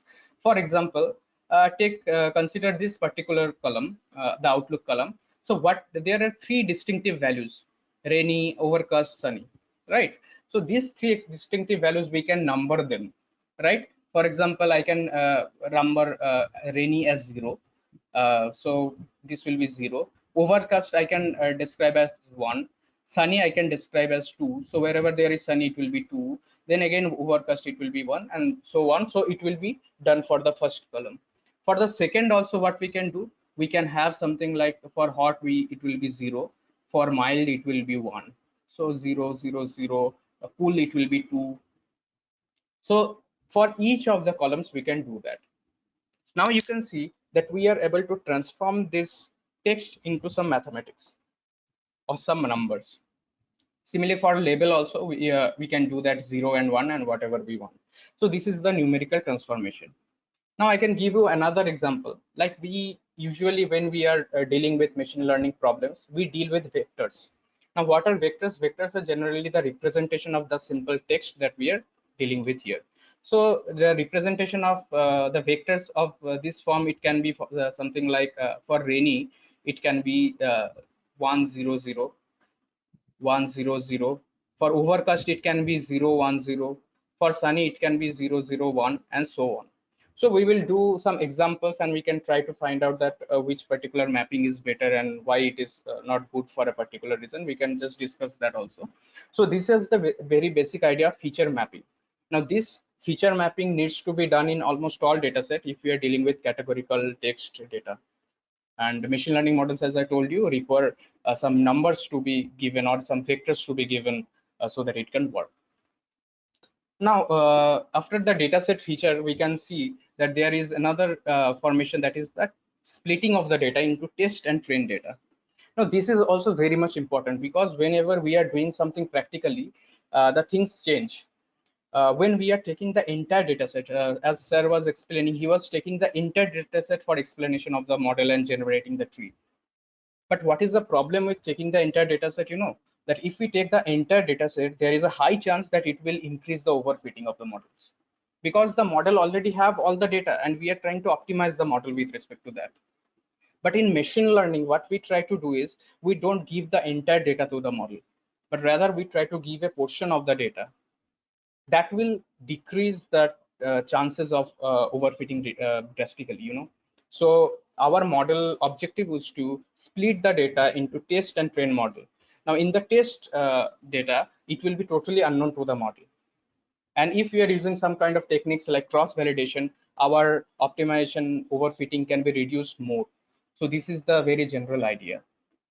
So after this splitting is done, we can split the data using various models that are available. So in this particular thing, we are not writing each and every code. It is already present. I'll just explain you each and every step.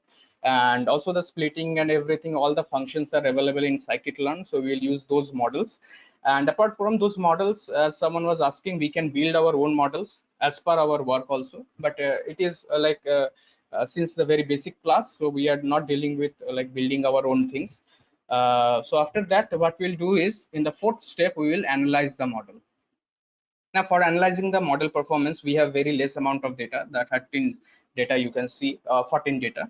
So we can use some kind of techniques to analyze the model performance. So here we are only using accuracy as a measurement.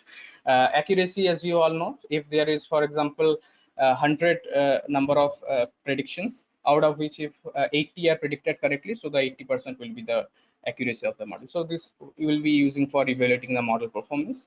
And after that, visualization of the decision tree. So you see that when Sir was presenting, he was able to give you a general idea about the model, how to build the model, what are the steps. And after that, he was able to show you that how a particular decision tree looked like. So here also I have tried to visualize the decision tree models using some parameters and codes available. Now, one important thing is that visualization tree is only necessary for beginners and if you are trying to understand the model, and nothing more than that, because whenever we are dealing with machine learning problems, we'll be having huge amount of data, and visualizing those data and analyzing with respect to that visualization is very difficult.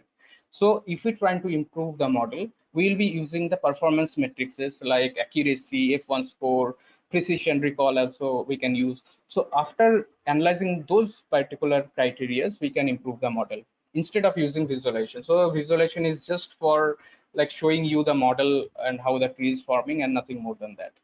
So probably it is clear up to this point, everyone. Yes, sir. Okay, fine. So I can continue to the code and everything. So I'm just going to show you. So this is the data set that we have.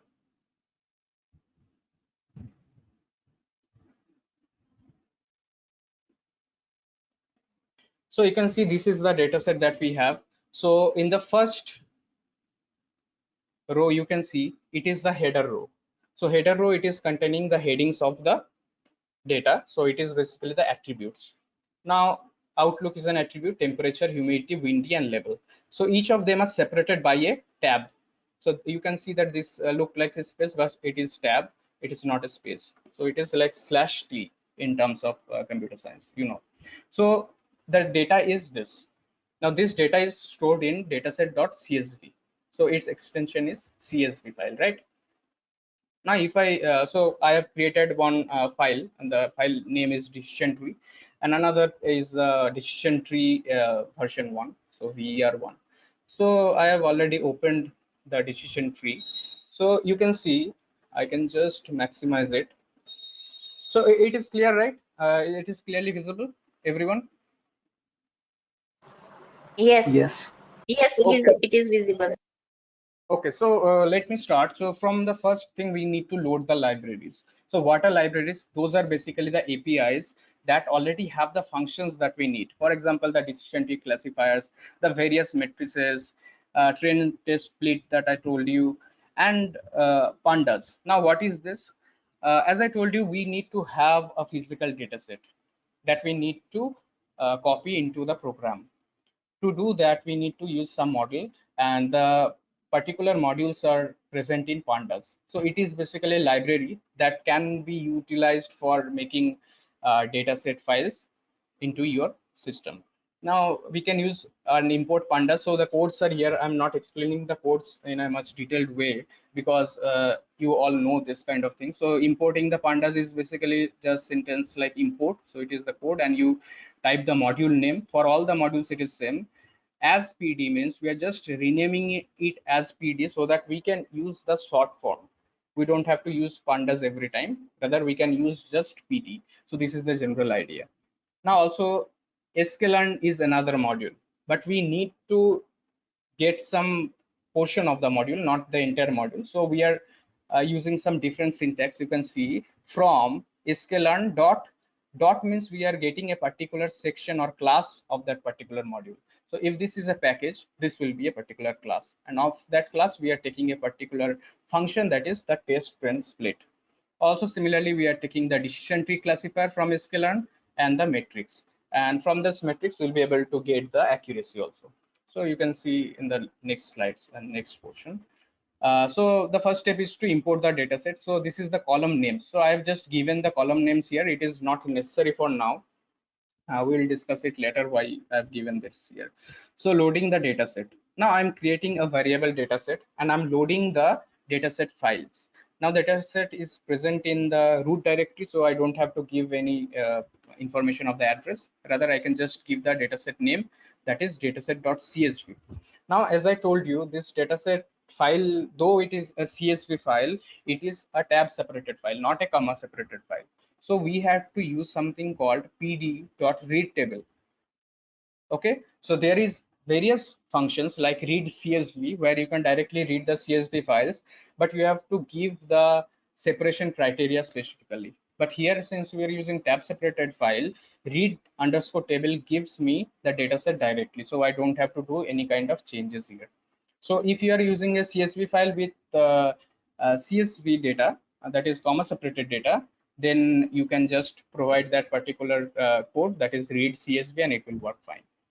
Yes, some questions are there. So probably, can we have the IPython file? Yes, you can get that. Yeah, I can share that. Okay, so after this particular thing is done, we can print the dataset, and you can see the dataset looks like this. And the level, just I've changed that level, so it will be the name will be the play golf one. So it's fine. So after that, you can see this is the dataset. Now this is a dataset that contains text. So we need to convert that text into some kind of numbers, as I told you.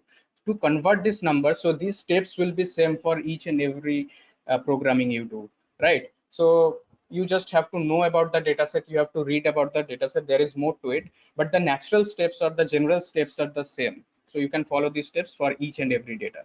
Now we are using pre-processing encoder. So that is known as the sklearn.preprocessing.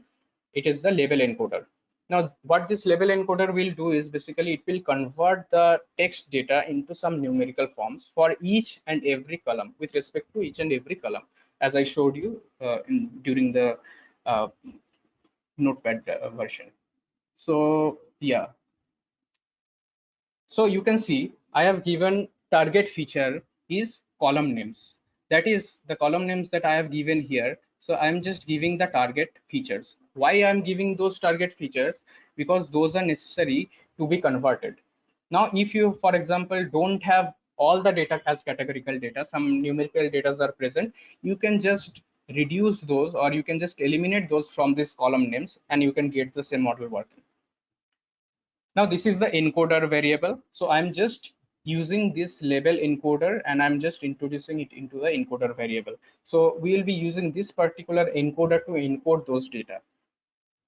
Now we are taking each and every feature. So we are taking, for example, the first feature, that is the outlook. Then we'll convert each and every data that is present in the outlook. Then we'll consider temperature and so on. So this is the idea behind it. So we'll be taking the feature and we'll be taking the target features and we'll transform the value. Now we can see that the encoded underscore values, what it is holding is basically it will hold the encoded values. So in our case, if you are trying to transfer it into a numeric value, so there will be, for example, 0, 1, and 2. So if there are 3 different values, so it will be 0, 1, and 2. So the encoded values will be 0, 1, and 2. And like that, we will need to feed the encoder values. Now the encoder, how it will feed the transformation is by this particular method. So it is known as encoder.feed underscore transform, where we just need to give the column of the data. So for example, for the first feature, the outlook feature, all the values that are present in the outlook feature, we are just providing it here, and we are just feed transforming it, and all the values that are encoded are present in this encoded values. Now what we are dealing with is we need to save this data set again, because we have converted it into numbers, and now those numbers need to be saved once again. And I'm not using any different data set, but rather the same data set I'm using. So this data set respective to that particular feature, that is outlook for the first time, will be stored. And pd.series is basically we are transforming it into series. It is you can directly put the encoded values here also, but I can just give this also, so there is no problem with that. So it maintains some of the discrepancies also. So I have used this. You cannot, if you don't want, you cannot use it also. So after that, the encoded values will be just stored in that particular feature. So this is the general idea. Now this will iterate for all the features that I have given here. So all the column names I have given here, it will iterate for all the features, right? So you can see, since our entire data set was categorical, I had to like provide all the attributes. So I have converted all the attributes into numbers. Now you can see, as well I was explaining, that all the data that is present here is converted into some numerical form. So now we can apply any kind of machine learning algorithm, but this does not mean that our particular data set will be performing optimally, because we have something called feature optimization stage when we need to optimize those features. But this is generally out of scope of our work. And for this particular data set, these features and this type of transformation is quite okay. So we don't have to think about that. But when we are dealing with some serious problems, we are building some big models, there are some few more steps that we can include, but this will be the general flow. After this, the feature columns, yeah, now we just need to divide the thing, because this particular will be the attributes and this will be the label. So we are just taking the feature attributes and we are dividing it to x and y, where x will be containing all the features and y will be containing all the labels. So this is it, and nothing more special. After that, as I told you, the splitting will be done. And I told you that why the splitting is necessary in machine learning models, because we try to reduce the overfitting, right? So we do what is that we now divide. Yeah, okay, the test size is 30. So in this, we are dealing with 4 different variables: x train, x test, y train, and y test. And what of these variables do is, x train variable will contain all the features. What it will contain? All the features during the training phase. Similarly, y train will contain all the levels in the training phase. Similarly, X test will be containing all the features for the testing phase, and Y test will contain all the labels during the testing phase. So this is it. And to divide this model, we are using, as I told you, the sklearn function train underscore test underscore split. So it takes various parameters, and the most important parameters I've described here. So X, as I told you, is the feature, Y is the label, and then this is the test size. Now, what is the test size? It is basically what will be the size of the test set. So when we are training the model, for example, we are taking 70% of the data for training the model. And by testing the model, we are only using 30% of the data. And we can change this percentage according to our needs, right? Here we have taken 0.3, that is the test size will be 30% and training size will be 70%, and random state equals to 1. Now you know this train test split, what it actually does is it basically splashes the data or mixes the data, right? Now during the mixing, what can happen is the random data will be taken. As sir was telling about different what to do, kindly suggest me. I could not get, please clearly explain what you are trying to tell. It's for some others. Okay, so train test split, after splitting, we are talking about the random state. So in random state, what is happening is we are able to split the data into various fragments, but we are taking the data randomly. But in many cases, what we need to do, we need to get same results. But you know, when we are dividing the data set, since it is random in nature, we cannot get the same result always. So to make the results similar, we can use something known as random state. And if I'm providing random state as 1, if I am providing the same random state next time I'm running the program, it will be giving me same result. So no matter what, the results will be same. But if I remove this random state variable, the results may vary. So it can change with respect to each and every run. So since we are just fixing the model accuracy and everything, we are just using a random state and its value is 1. Now here we can see the classifier needs to be built. Now building the classifier, you know, is very easy. We just have to do one thing. We have to create a variable. I'm giving it a name, for example, CLF, and then we'll use the function that is the distance classifier that I've already imported in the beginning, right? Now training the classifier is also very easy, nothing of a very big deal. You just have to use CLF dot fit. So this fit function will try to feed the data, and what will be the data parameters? The data parameters will be X train and Y train.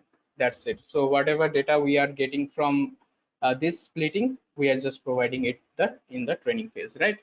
After the training is done, we were trying to predict the data based on the test set. Now to test the data, we can just use this particular line, that is clf.predict. So predict is a function which will take the text input and it will try to predict the output. So the output is in y underscore pred, right? Now you can see the model accuracy. So I can just run it once, probably the value may be different. Yeah.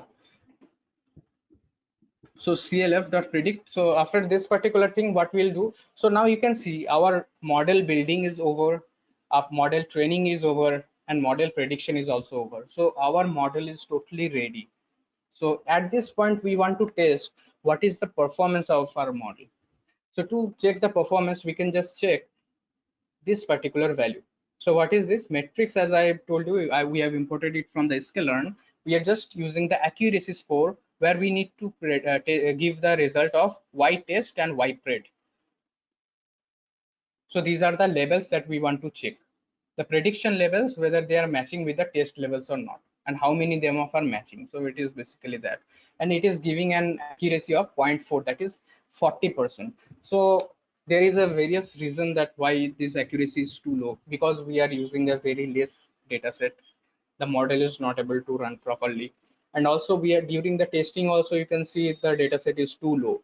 So if the sample size is 14 and the test size is 30% of that entire, so you can see that there will be like 4 only data, 4 to 5 data that will be tested. So according to that, the results are coming. So if we increase the data set, this accuracy score will change, of course. So no matter what, so this is the idea. Now after that, these are various modules. So as I told you that graphical visualization is not that much necessary for this particular case, because we are not going to analyze each and everything of the model with this data. But for the sake of like showing you the model, so this is the code for explaining the dataset output and everything related to the graph.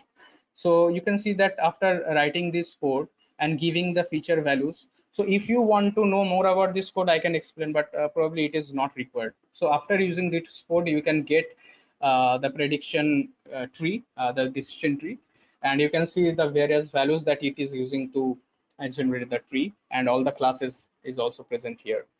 So after this particular thing, so it is complete from my side, because I will just explain you a few more things after changing few parameters. So is there any problem, or do you have any questions? How to increase accuracy, how to print confusion matrix. Okay, so you know what, confusion matrix printing is also very easy. It is not difficult, and increasing accuracy is actually a question that why we need to increase the accuracy, right?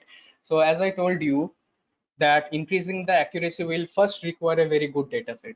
Now we are using a data set that is having only 14 rows of data, that is 14 instances of data. The data set size is too low to be like getting a very good accuracy, but it is still giving 40% accuracy. So this is what, and improving the model accuracy, I'll go on. Regarding the confusion matrix, you can just like printing the accuracy, you can print the confusion matrix. So in this particular stage, you can see that from sklearn import, I've just imported the matrix. Here, instead of importing only the matrix, you can import matrix dot confusion matrix, and you can just print that particular data here. After this accuracy portion, or before that, you can just print it. So there are codes available. If you need that, I can just show you, but it will not be of very good help also. So I can just show you. So confusion matrix. So for confusion matrix,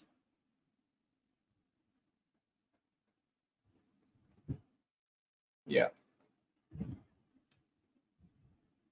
yes. So you can see that there is a value. So sklearn matrix, confusion matrix. So this is the parameter that we need to import. So there is an example. You can just check from those examples how you can do that. So from sklearn import, so I'm just importing this data, for example. So you can just import this. After importing this, what we need to do is we need to feed the data. So this is the confusion matrix, right? Okay. Confusion matrix. Now why true? So what we are using is y train. Instead of true, it will be y train, right? And y trade is same. Labels, we are using only 0 and 1. So we change it as 0 and 1.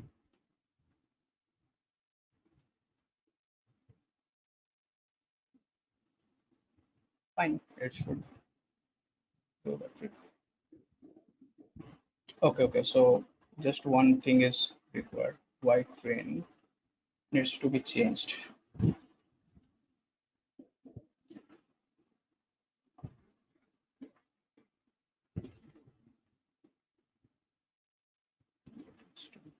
Right.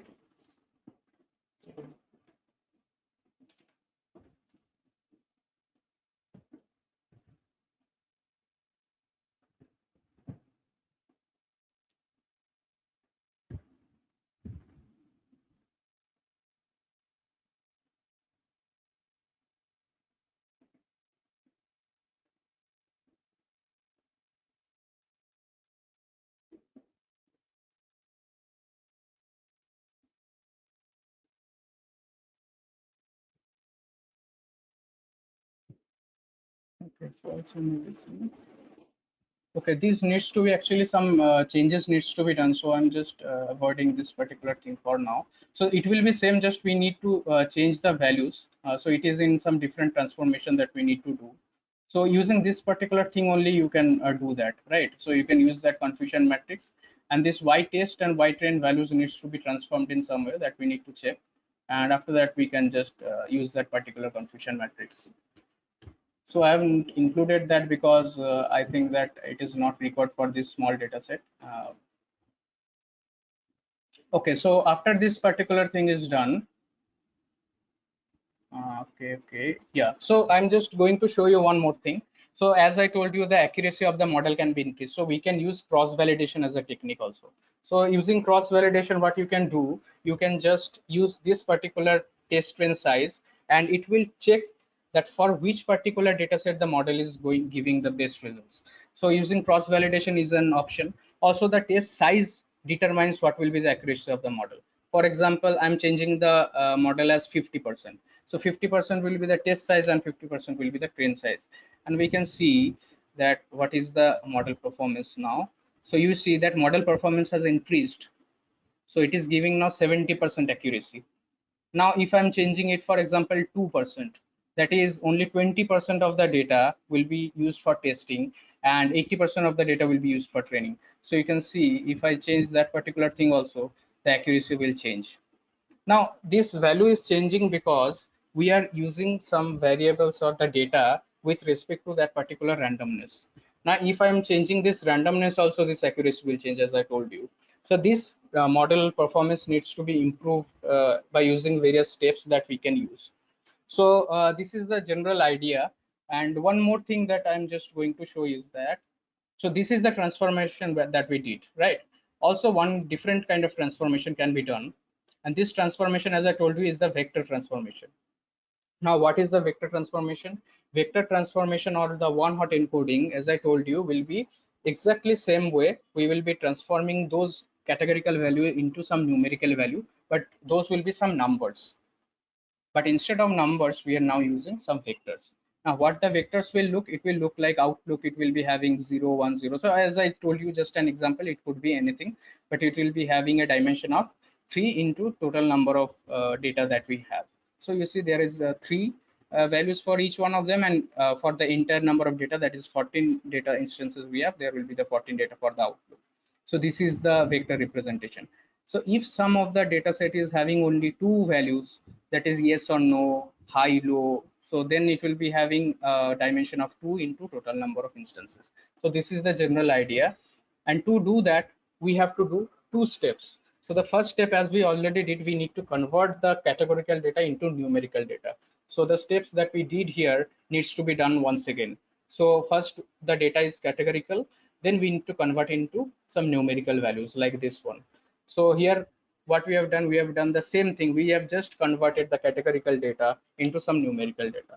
After the numerical data is converted, then what we do, we try to use a function that is known as a hot encoder.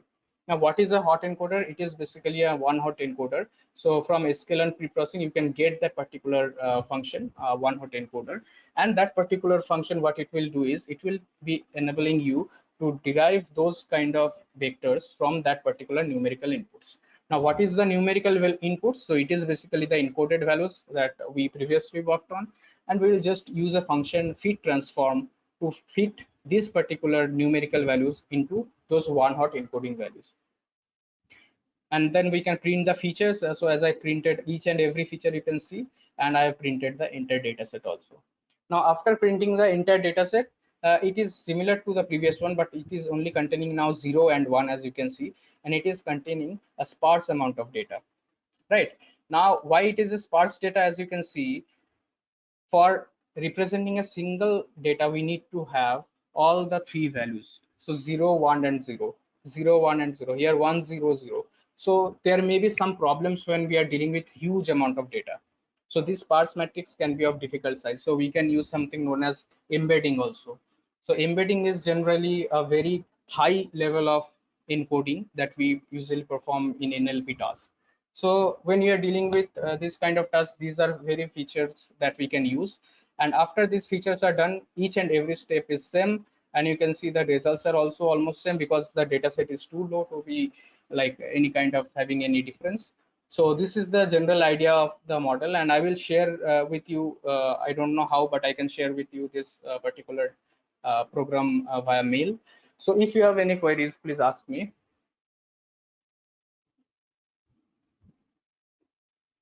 Please share the code window. Yeah, I will share the code with everyone. So I will share it. Sir, what is Yeah, this random state?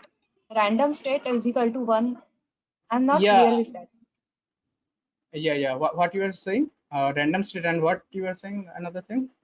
Random state is equal to 1. You have written there, no? Random state equal to Yeah, 1. this one. So what it? Yeah, I already explained Yes, it. yes. Yeah, so actually what is happening in trend is split, Not. right? Yeah. So in trend test Yes, split, yes. what we usually do is we shuffle the data, right? So during the shuffling, there will Hmm. be randomness present in the data. Now, if you are shuffling random and you are getting one accuracy of the model, so you are building a model and you are getting one form of accuracy, right? So after that particular model, if you want that the same accuracy will be derived for each and every time you run the same model, then we need to use a particular random state. The random state can contain some numbers. It can be 1, it can be 2, it can be 100, it can be anything. But if you provide the same random state, we'll be getting the same result every time. So this is the idea. And if you remove this random state variable, it will give you random data set every time. And what it will cause is basically it will change the accuracy and the model every time. So we don't want changing of the model. So here I have used a random state equals to 1. So Is it clear? input can't be changed. Input can't be changed in this case. When we are writing random state equal to 1, can I change the input values feature you have written for outlook temperature? Those features, can their values be changed in that case? Like what? I don't get you. Like the values of outlook, temperature, humidity, and windy. What you are trying to change here?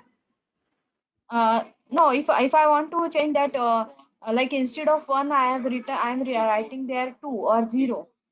So No, there is still no it will problem with work. that. Yeah, exactly. It will work. Exactly, it will work. There is no problem if you're trying to assign another value. But as I told you, one important thing here is we are dealing with some random assignment of features, right? So 0, 1, 0, 1, 0, 1, 2, whatever we are assigning here. Now the thing is, the meaning of the text is not reflected with these vectors. So here you can see I have just converted the same thing into vector form, but this vector form does not reflect the original meaning of the word. For example, the Outlook original data, it was rainy, but identifying rainy as 0 is very much difficult, right? You don't know the real meaning. To implicit the meaning into the data, we need to use something known as embedding. So that is a totally different concept. So embedding, if you are using that particular vector, can represent the particular meaning of the word, right? But for our instance, we are using some random data. So you can assign it by any data. So you can assign it by 10, 8, 7, 6, any numerical value will do the work, right?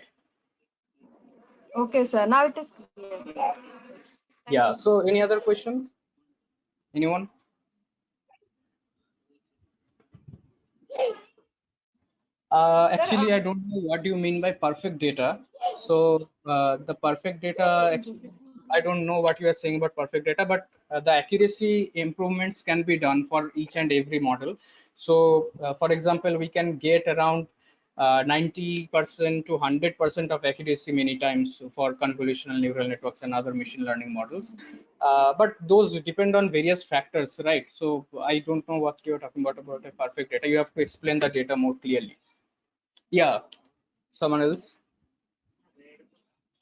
sir, we can write R programming also. This is Python, no? You have written these all Exactly. This steps is in a Python code. So you can write the same type of code in Python. Only the modules will be different, but rather the steps will be same. So if you know the this. steps, whatever steps are performed, it will be exactly same, but all the models and functions will be different. This is Python code, no? You have written Exactly. R This is Python code. Python. This is Python. Python code. So to use Jupyter notebook, we can directly online type the code, or we have to import some Okay, installing the Jupyter notebook is nothing but if you have Python installed in your system, you can just install it via pip. So you can write pip install notebook and it will be installed on your system. And whenever you are trying to execute it, you can just write Jupyter notebook and it will start the notebook and you can start writing the code there. So it is very easy and you can get some steps here and there also. Also, we can use online. No, you are using online Yes. directly. No, I'm not using online. I'm using the local one. So you can use Google Colab and some online platforms that features the Google notebooks and Jupyter notebooks. So you can use those also. So you can use any platform as long as it is Python environment and this particular code will work fine, right? Yes. We have to Okay. write pip install, and after that, pip install. And can you just type the code here? Yeah, you can just write this particular thing, pip install and notebook, right? If you type this particular thing, it will try to install it, right? So this is the Yes, yes. code, pip install notebook. Yeah. So anything else?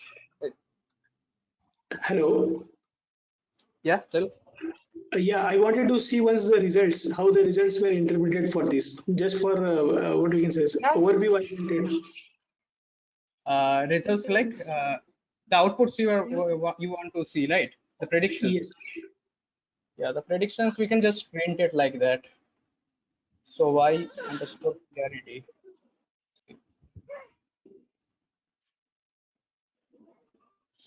Yeah, so this is the output that we are getting. So we are getting 11011.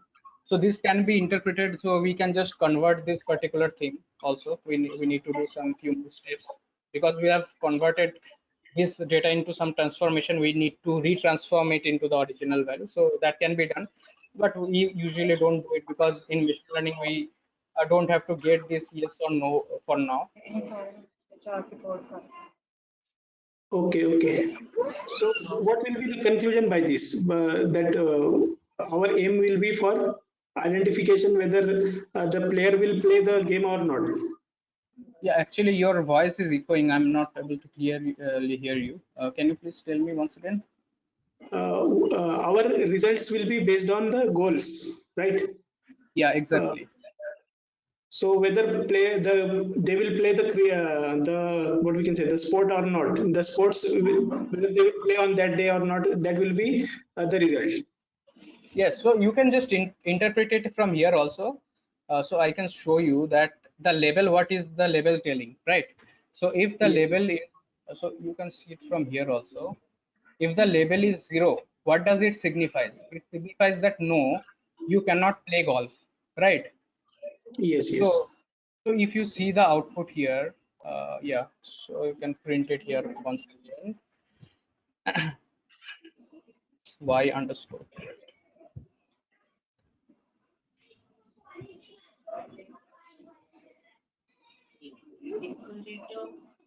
Yeah.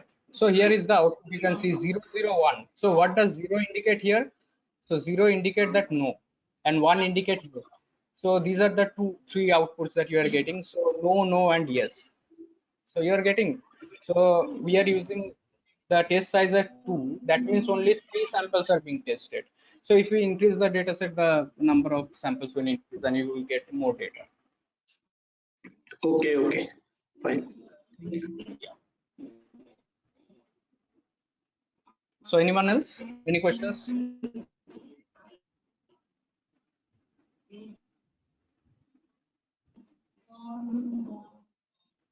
Hello. Any questions? Okay, so probably everyone is understand everything, so I can leave this thing. Sir, just a minute. Yeah. Sir,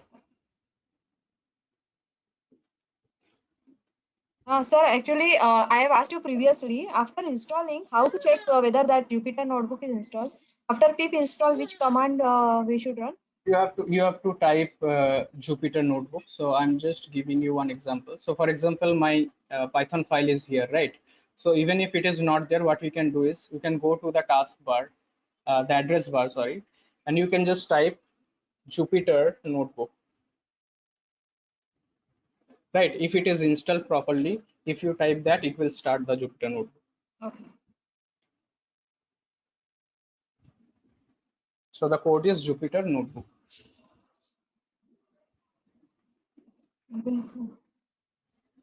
Okay, sir. Thank you. Yeah, welcome.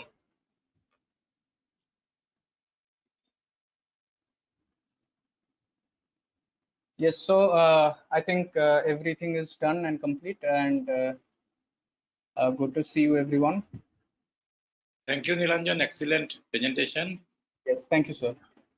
And thank you all the participants for keeping your patience Thank to you, listen. sir.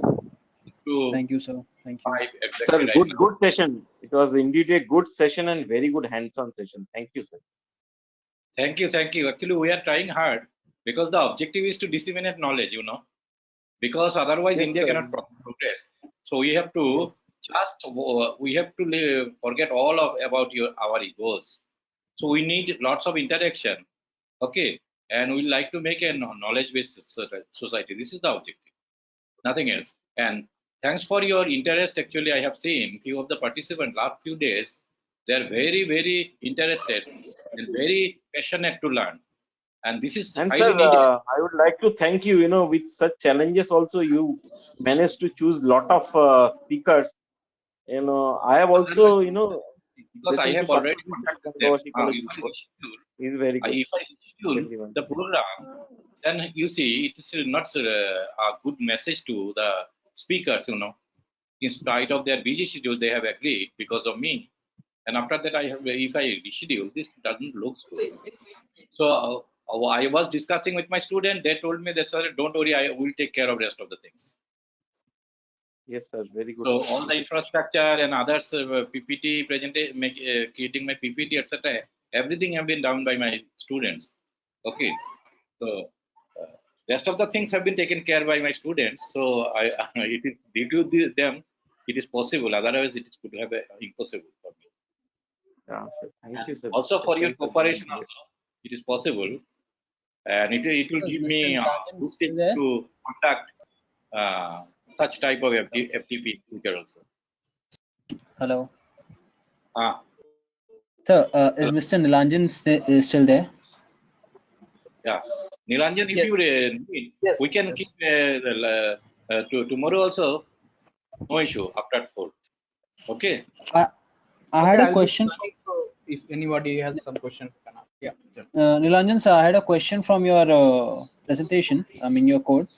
As per what sir has presented, in the decision tree, the outlook was at the top, like it was the root of the decision tree. But in your decision tree, Windy was the root node. So can you please Yes. interpret on that? Yes, yes. So as I told you, so in the initial phase, what I told you is you consider the data set, right? So you know there are two types of things. One is the optimization and another is the machine learning. Now machine learning is obviously some kind of optimization. In statistical optimization, what we do is we take the entire data set. Now taking the entire data set means you have all the instances of the data and you are trying to predict the outcome with respect to that. Now that result in something known as overfitting. Now what is overfitting is actually, if you see in real life, overfitting means whenever we are trying to interpret the data, we are training the model, we are getting a very good result. But after the training is over, when we are in the phase of testing the data, there is a very huge variation in the model that makes the model prone to giving bad results. So your accuracy, the training accuracy is very much increased, but the testing accuracy is very much decreased. So this is known as overfitting.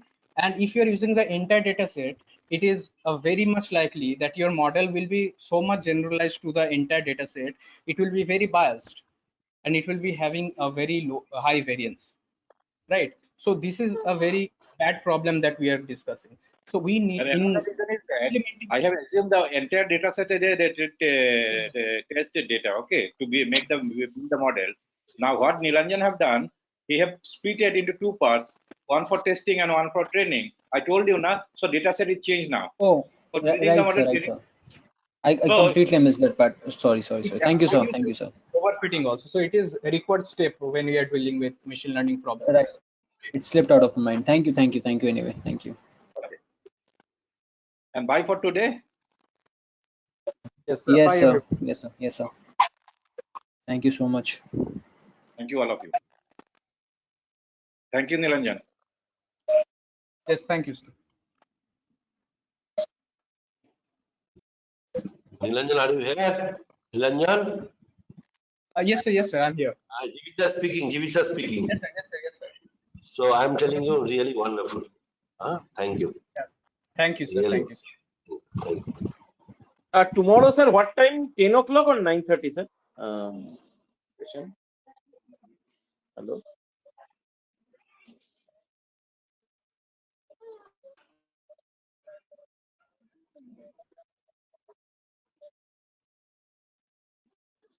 Today is 10 o'clock. You just check the schedule. Okay. Okay, GV sir. Bye, GV sir.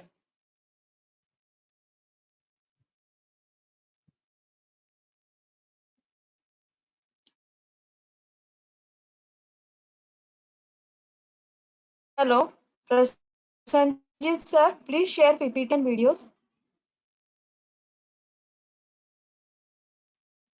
Okay. Hello.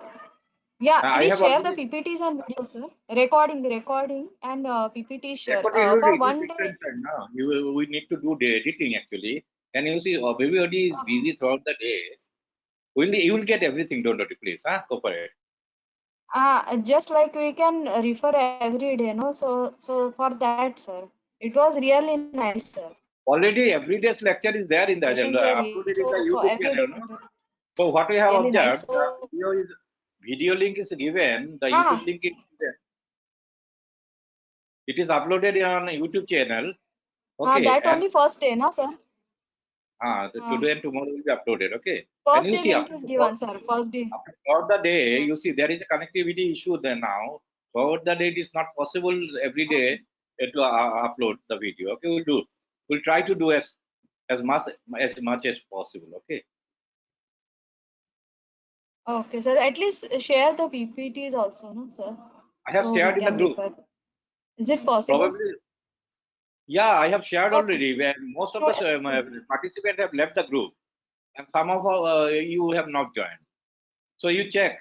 Today my lecture already been shared, and I need to collect PPTs from other speakers. You see, Okay, once I sir. get it, by night, I will share it. Okay. Okay. Thank you, sir. Yeah, thank you.